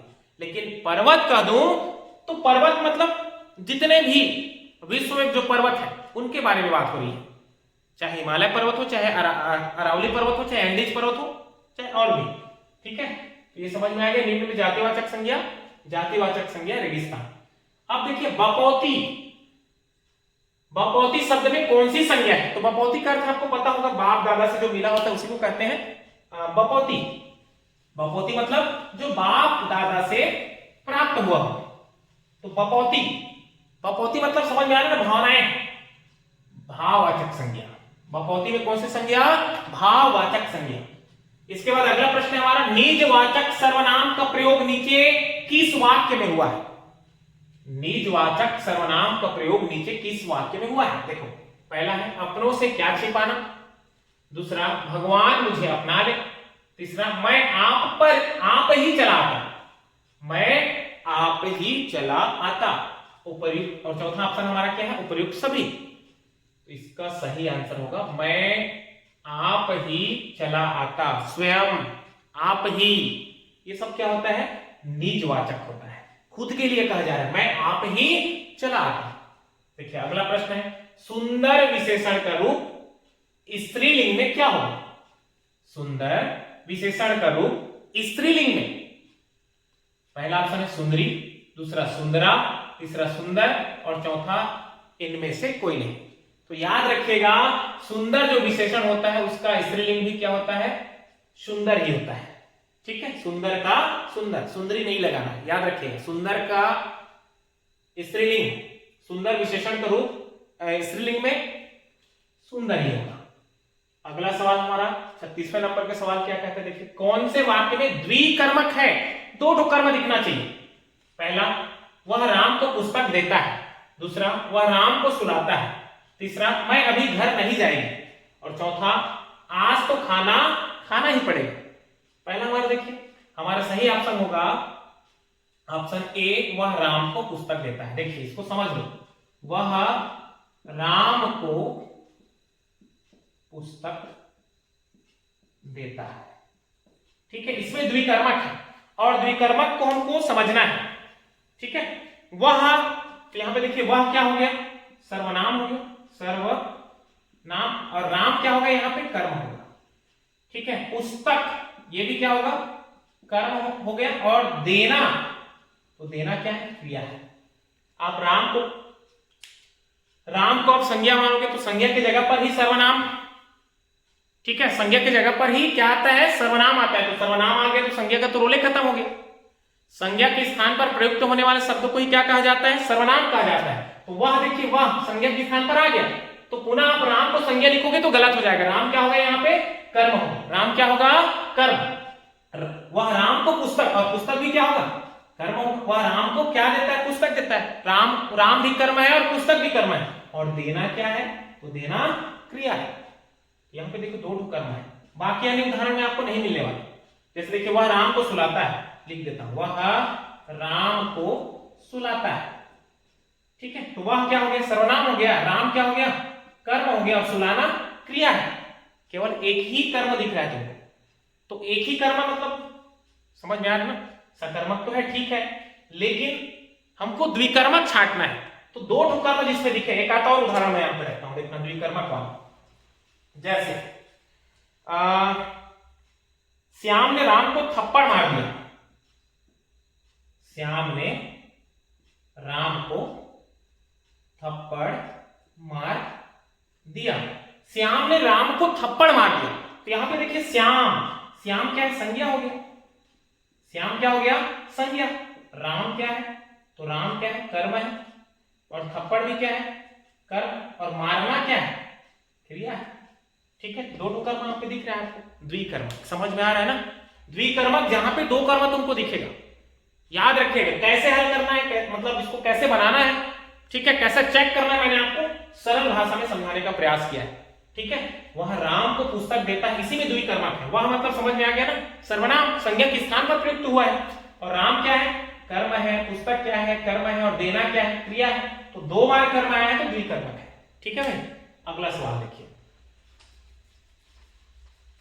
अगला प्रश्न हमारा है, प्रधानता के आधार पर वाच्य के कितने प्रकार हैं? तो प्रधानता के आधार पर वाच्य के 3 प्रकार हैं। कौन कौन से? कर्तृवाच्य,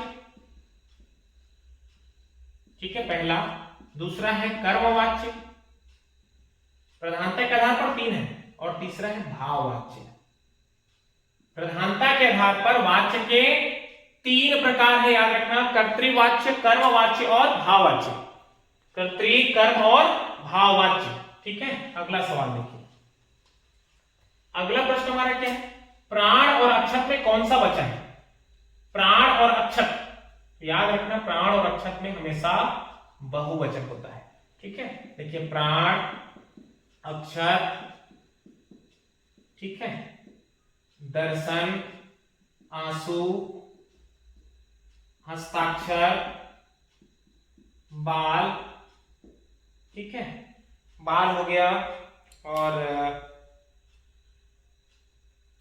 कान, नेत्र, ये सब हमेशा जो है बहुवचन में होते हैं। प्राण, अक्षर, दर्शन, आंसू, ठीक है, हस्ताक्षर, बाल, कान, नेत्र। तो यहाँ पे क्या पूछा गया है? यहाँ पे पूछा गया है प्राण और अक्षर। तो प्राण और अक्षर में हमेशा याद रखना बहुवचन। ये जो मैं लिखवाया हूं ये हमेशा पूछा जाता है। प्राण, अक्षर, दर्शन, आंसू, हस्ताक्षर, बाल, कान, नेत्र, ठीक है, इन सब में हमेशा बहुवचन याद रखिएगा। अब उसके बाद देखिए, हरि मोहन को, अगला प्रश्न हमारा, हरि मोहन को रुपए देता है। हरि मोहन को रुपए देता है, कौन सा कारक है? फिर कारक आ गया। यहां पे समझिए, हरि मोहन को रुपए देता है, हरि मोहन को रुपए देता है। हरि मोहन को रुपए देता है, को, कर्ता ने कर्म को करण से के द्वारा, संप्रदान को के लिए, ठीक है। तो को जो है यहां पे विभक्ति का प्रयोग हुआ है, और को किसमें? कर्म में और संप्रदान में, ठीक है। कर्म में को के लिए, ठीक है, संप्रदान में भी को के लिए। तो यहां पे याद रखिएगा, मैंने आपको शुरू में ही बता दिया था कि जब भी देने की बात आए तो हमको कौन सा कारक लगाना है? संप्रदान। जब भी देने की बात आए, कुछ भी आप दे रहे हो, जैसे हरि मोहन को रुपए देता है, हरि मोहन को क्या देता है? रुपए। तो यहां पे कौन सा कारक हो जाएगा? संप्रदान। दोनों में को है देखिए, लेकिन जब भी देने की बात आएगी तो हम यहां पे संप्रदान कारक का प्रयोग करेंगे। तो यहां हमारा उत्तर हो जाएगा बी, संप्रदान। ठीक है, समझ में आ रहा है? और जहां पे देने का भाव ना हो वहां पे आप क्या करना? कर्म कारक लगाना। ठीक है, अगला देखिए, अगला सवाल हमारा क्या है? अगला सवाल हमारा है, अगर वर्षा होगी तो फसल भी होगी। अगर वर्षा होगी तो फसल भी होगी में कौन सा वाक्य है? विधिवाचक, संकेतवाचक, संदेहवाचक, इच्छावाचक। अगर वर्षा होगी तो फसल भी होगी, संकेत कर रहा है, सीधी सी बात है, संकेतवाचक है। कौन सा वाचक है? संकेतवाचक। अगला सवाल हमारा, निम्न में कमल का पर्यायवाची शब्द नहीं है। नहीं है, निम्न में कमल का पर्यायवाची शब्द नहीं है। जलज, अंबुज, सरसीज, जलद। तो इसका सही आंसर हो जाएगा जलद। जलद मतलब होता है बादल। याद रखिएगा, कमल का जब भी आप पर्यायवाची याद करेंगे तो जा जिसके पीछे में लगा हो, कमल जो है जल में क्या करता है? जन्म लेता है। जिस शब्द के पीछे जा जा तुमको दिखेगा, जैसे देखिए यहां पे जलज, अंबुज, सरसीज, पंकज, ठीक है, जा शब्द जिसके पीछे दिखे, क्योंकि कमल जो है जल में क्या करता है? जन्म लेता है। तो वो जो है किसका पर्यायवाची हो जाता है? कमल का। यहां पे जलद, द, तो द आए तो बादल, बादल देता है। बादल पानी क्या करता है? देता है। जिसके पीछे दा दा दा मिले तो वो बादल का पर्यायवाची हो जाता है। ठीक है, धा धा धा मिले, ठीक है, तो वो किसका? समुद्र का हो जाता है। याद रखिएगा, कमल के में जा, जैसे मैंने बताया पंकज, जलज, सरसीज, ठीक है, ये सब मनसीज नहीं, मनसीज नहीं, सरसीज, मनसीज मतलब वो काम में तरफ चलेगी। जलज, अंबुज, सरसीज, है ना, पंकज, ये सब किसका पर्यायवाची हो जाएगा? कमल। ठीक है, तो कमल का पर्यायवाची शब्द नहीं है, तो नहीं है मतलब जलद नहीं है। जलद मतलब क्या होता है? बादल होता है, बादल। ठीक है, क्योंकि बादल पानी देता है और कमल जो है पानी में जन्म लेता है, और समुद्र पानी को धारण करके रखता है। तो धा, जिस शब्द के पीछे धा हो समुद्र का हो जाएगा, जिस शब्द के पीछे दा हो तो बादल का हो जाएगा, और जिस शब्द के पीछे जा हो वो कमल का हो जाएगा। ठीक है, आगे देखिए, अगला सवाल हमारा है, निम्न में से अल्प प्राण वर्ण कौन सा है? दो होता है, अल्प प्राण और महाप्राण। अल्प प्राण और महाप्राण। ठीक है, तो याद रखिएगा, जब भी अल्प प्राण की बात आए तो अति पाप करके याद रखें। अति पाप, अति पाप और अंतस्थ व्यंजन, ये सब जो है अल्प प्राण के अंतर्गत आते हैं। है अति। अ से क्या हो गया देखो, अ से हो गया अल्प प्राण, और प्रत्येक वर्ग का ये तीसरा, पा से पांचवा और प से पहला, प्रत्येक वर्ग का पहला, तीसरा और पांचवा वर्ण, जैसे 5 वर्ग होता है, क वर्ग, च वर्ग, ट वर्ग, त वर्ग और प वर्ग। देख लो, समझ लो इसको, कई बार मैं यहां पे लिखा हूं, क ख ग घ अंगा, च छ ज झ य, ट ठ ड ढ ण, त थ द ध न, और प फ ब भ और म। ये टोटल जो है प्रत्येक वर्ग का पहला, तीसरा और पांचवा वर्ग, पहला, तीसरा, पांचवा, पहला, तीसरा, पांचवा, ये सब याद रखेगा। पहला, तीसरा और पांचवा जो है क्या होता है, अल्प प्राण होता है। और अंतस्थ व्यंजन में या, र, ला और वा, ठीक है, या, र, ला और वा, ठीक है, ये सब क्या होता है, अल्प प्राण होता है। अल्प प्राण किसे कहते हैं पता है आपको? अल्प प्राण जिसमें गर्म वायु का प्रक्षेपण बहुत ही कम हो। गर्म वायु का प्रक्षेपण, जिन वर्णों के उच्चारण में गर्म वायु का प्रक्षेपण कम हो उसको अल्प प्राण कहा जाता है, ठीक है। और जिन वर्णों के उच्चारण में गर्म वायु का प्रक्षेपण अधिक हो उसको महाप्राण कहा जाता है। तो अल्प प्राण मतलब याद रखना अतिपाप प्लस अंतस्थ। अ से अंतस्थ भी याद रखिएगा, देखिए अ से अंतस्थ, और यहां पे देखिए अ से अल्प प्राण, अ से अल्प प्राण, ठीक है। और ती से तीसरा, पांचवा, पहला, मतलब पहला, तीसरा और पांचवा वर्ण, अतिपाप और अंतस्थ व्यंजन, ठीक है। अ अंतस्थ व्यंजन, अ अल्प प्राण, ऐसे समझ में आ रहा है। और महाप्राण में क्या देखिए, तो महाप्राण में प्रत्येक वर्ग का क्या बचा है, दूसरा और चौथा, दूसरा प्लस चौथा प्लस ऊष्म व्यंजन, ऊष्मा, गर्म वायु का प्रवाह, ऊष्म, ऊष्म, समझ में आ रहा है, ऊष्म, ऊष्म व्यंजन जिसमें गर्म वायु का क्या होता है, प्रक्षेपण अधिक होता है। जिन वर्णों के उच्चारण में गर्म वायु का प्रक्षेपण अधिक हो उसको महाप्राण कहा जाता है। प्रत्येक वर्ग का दूसरा और चौथा वर्ण, जैसे ख और घ, क वर्ग में देखिए ख और घ क्या है, महाप्राण है। च वर्ग में छ और झ क्या है, महाप्राण है। दूसरा और चौथा जो वर्ण होता है वो क्या होता है, महाप्राण होता है। और साथ में जितने भी ऊष्म व्यंजन है, स, सा और ह, ठीक है, ये सब क्या होता है, महाप्राण होता है, ठीक है। समझ में आ गया भाई? अतिपाप करके रखना है। अल्प प्राण पूछा जाए तो अतिपाप, और महाप्राण पूछा जाए तो जो बच गया है महाप्राण, जिन वर्णों के उच्चारण में उच्चारण से गर्म वायु का प्रक्षेपण अधिक हो वो महाप्राण है, कम हो वो अल्प प्राण है, ठीक है। आगे देखिए अगला सवाल हमारा, अगला सवाल हमारा क्या है, तो इसमें कौन सा ऐड है, पहला और तीसरा, अर्थात ये सी आंसर आ जाए, क ख ग, अतिपाप पहला और तीसरा, ठीक है। निम्न में से अल्प प्राण वर्ण कौन सा है, तो ये आप याद रखिएगा, क और ग क्या है, अल्प प्राण।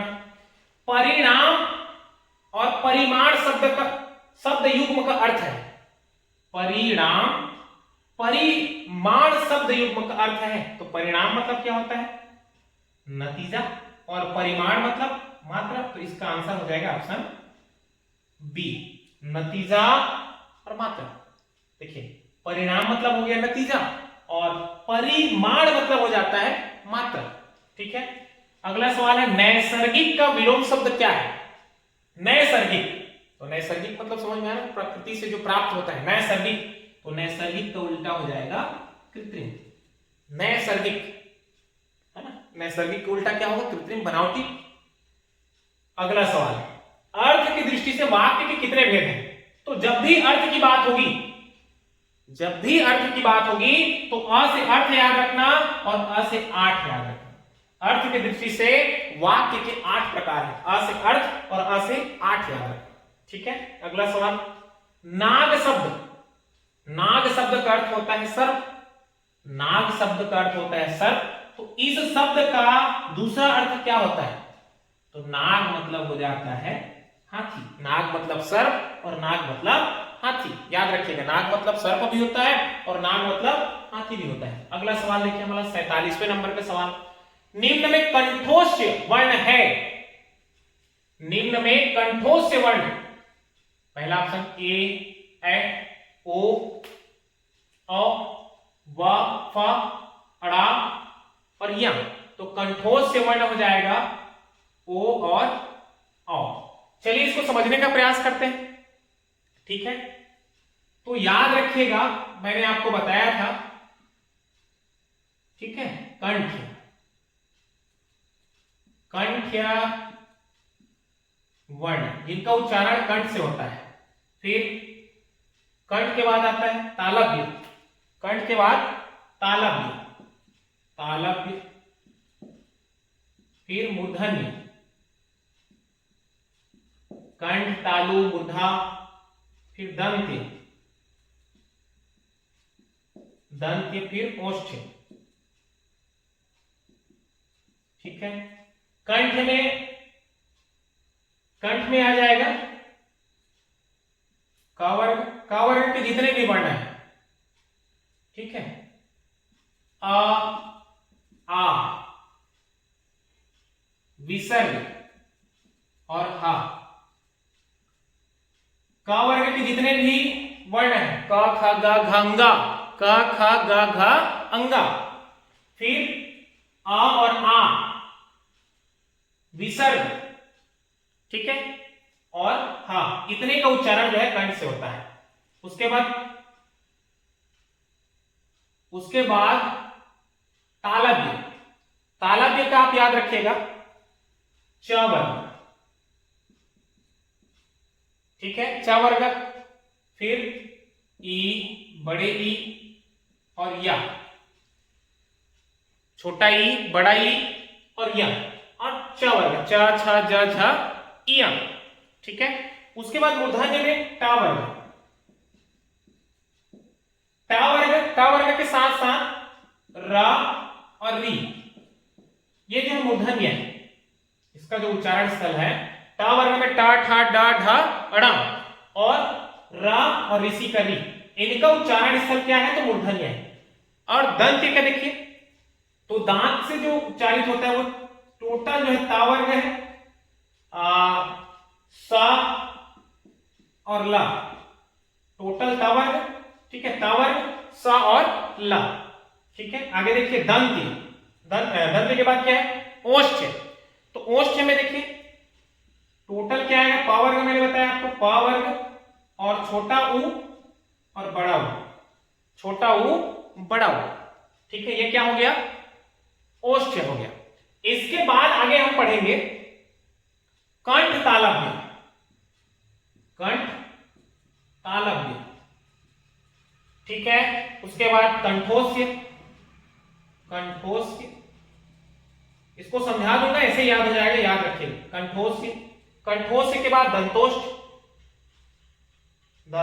दंतोष्ठ, दंतोष्ठ, ठीक है।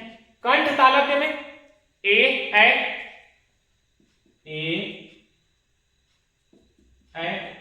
कंठोष्ठ में ओ और दंतोष्ठ में व फा, दंतोष्ठ पे क्या हो जाएगा, व और फा हो जाएगा। अब चलिए याद करते हैं, कैसे याद रखेंगे इसको।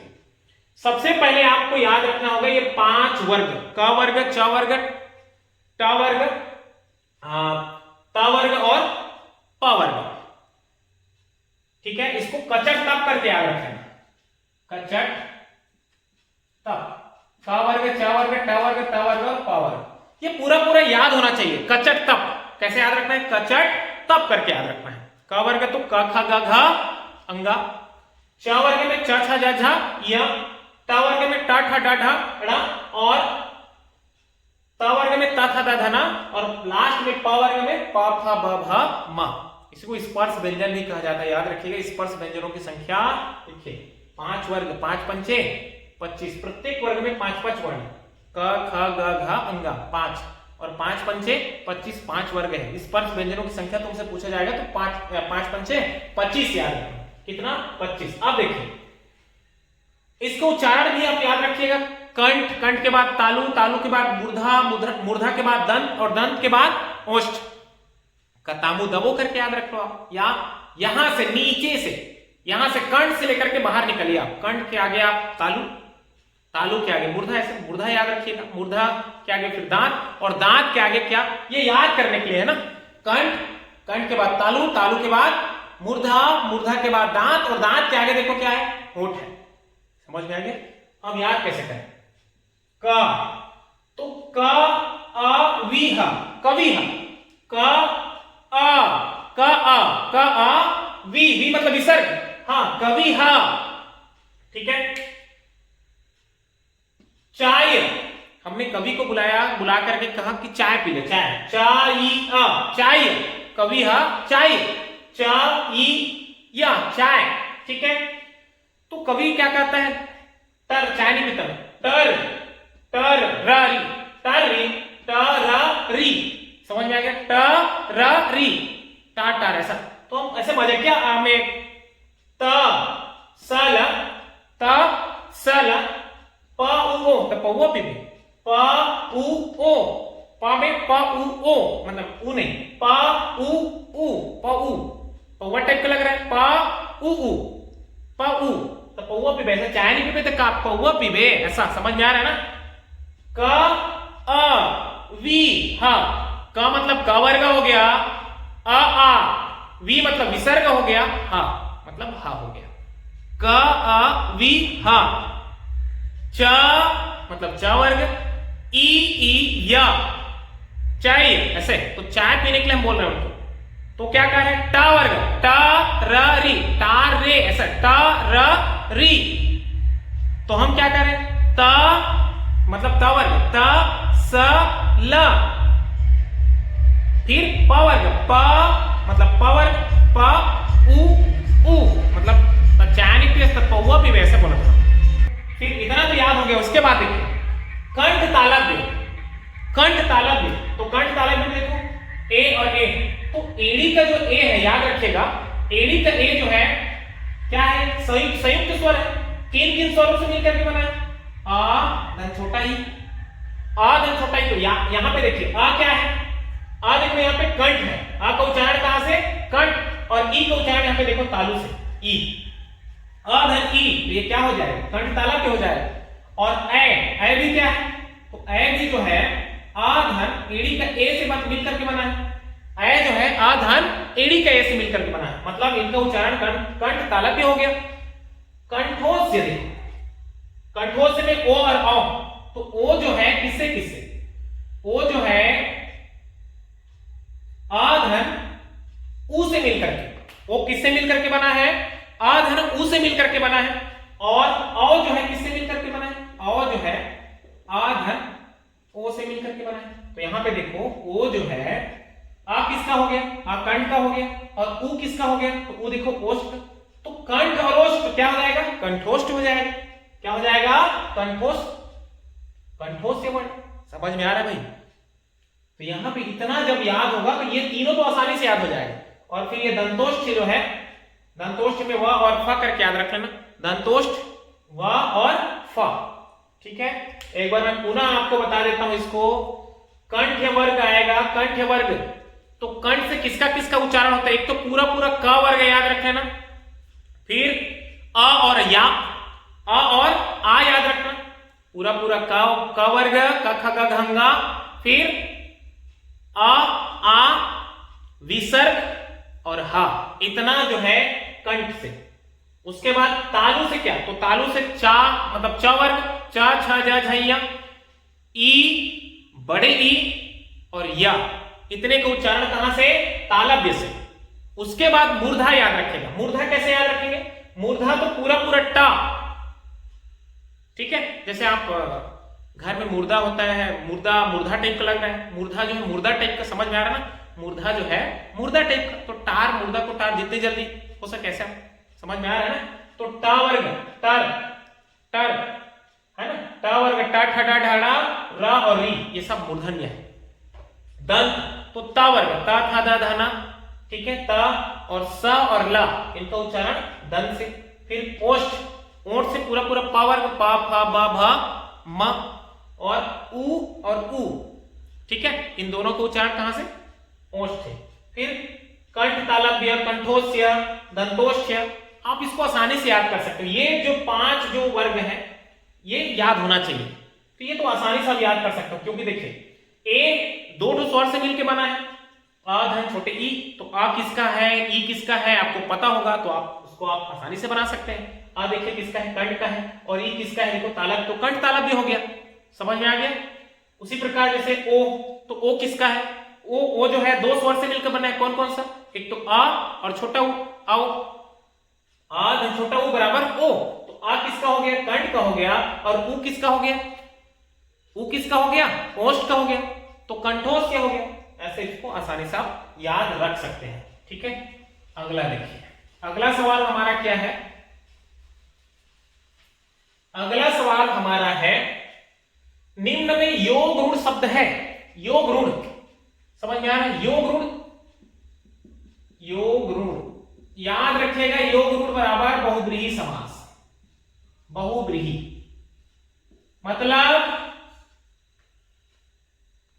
अन्य को बताएगा, सीधी सी बात, ठीक है।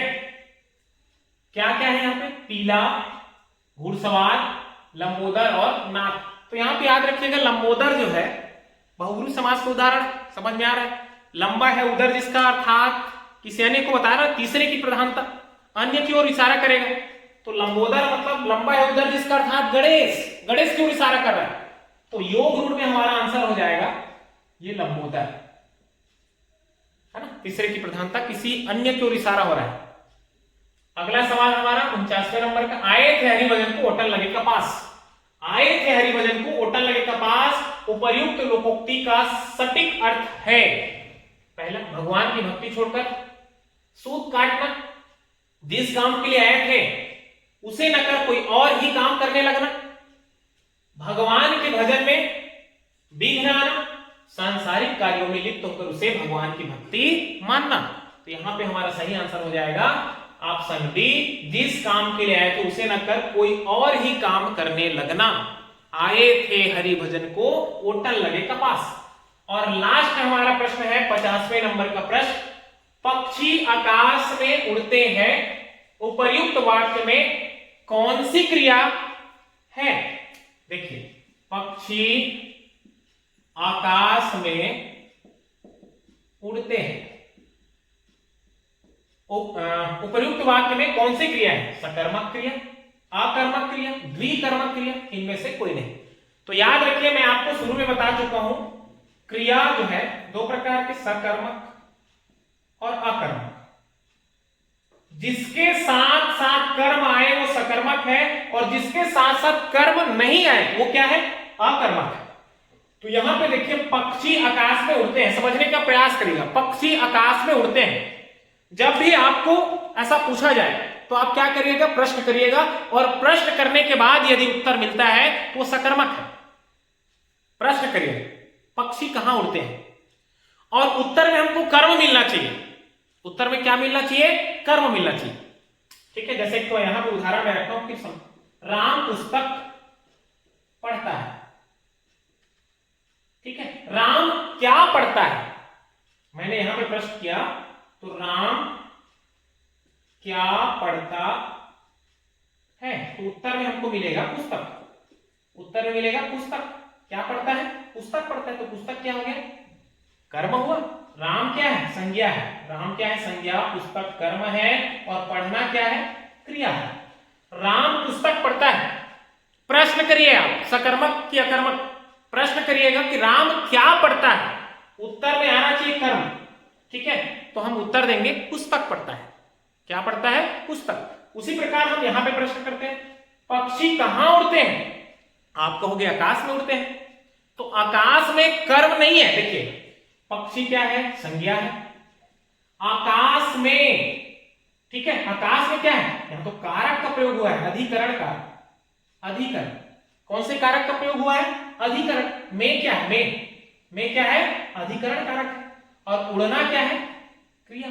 यहां हम कहेंगे कि पक्षी कहां उड़ते हैं, प्रश्न करेंगे पक्षी कहां उड़ते हैं, उत्तर मिलेगा आकाश में। तो आकाश में कर्म नहीं है, आकाश में क्या है, अधिकर्म। उत्तर में हमको क्या मिलना चाहिए, कर्म मिलना चाहिए, और जब कर्म मिलेगा तभी जो है सकर्मक कहलाएगा।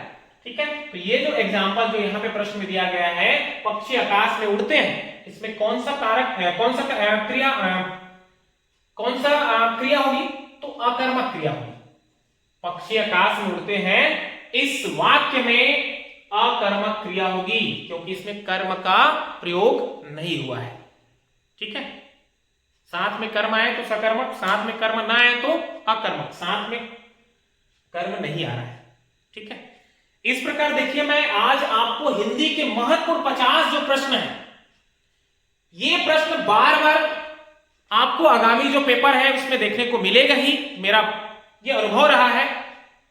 पिछले एग्जाम जो आप दिए होंगे उसमें हिंदी से संबंधित जो प्रश्न है उन प्रश्नों को देखिए, देख करके मिलान करिए। ठीक है, और इसको मैं विस्तृत रूप से आपको समझाने का प्रयास मेरे द्वारा आपको किया गया है।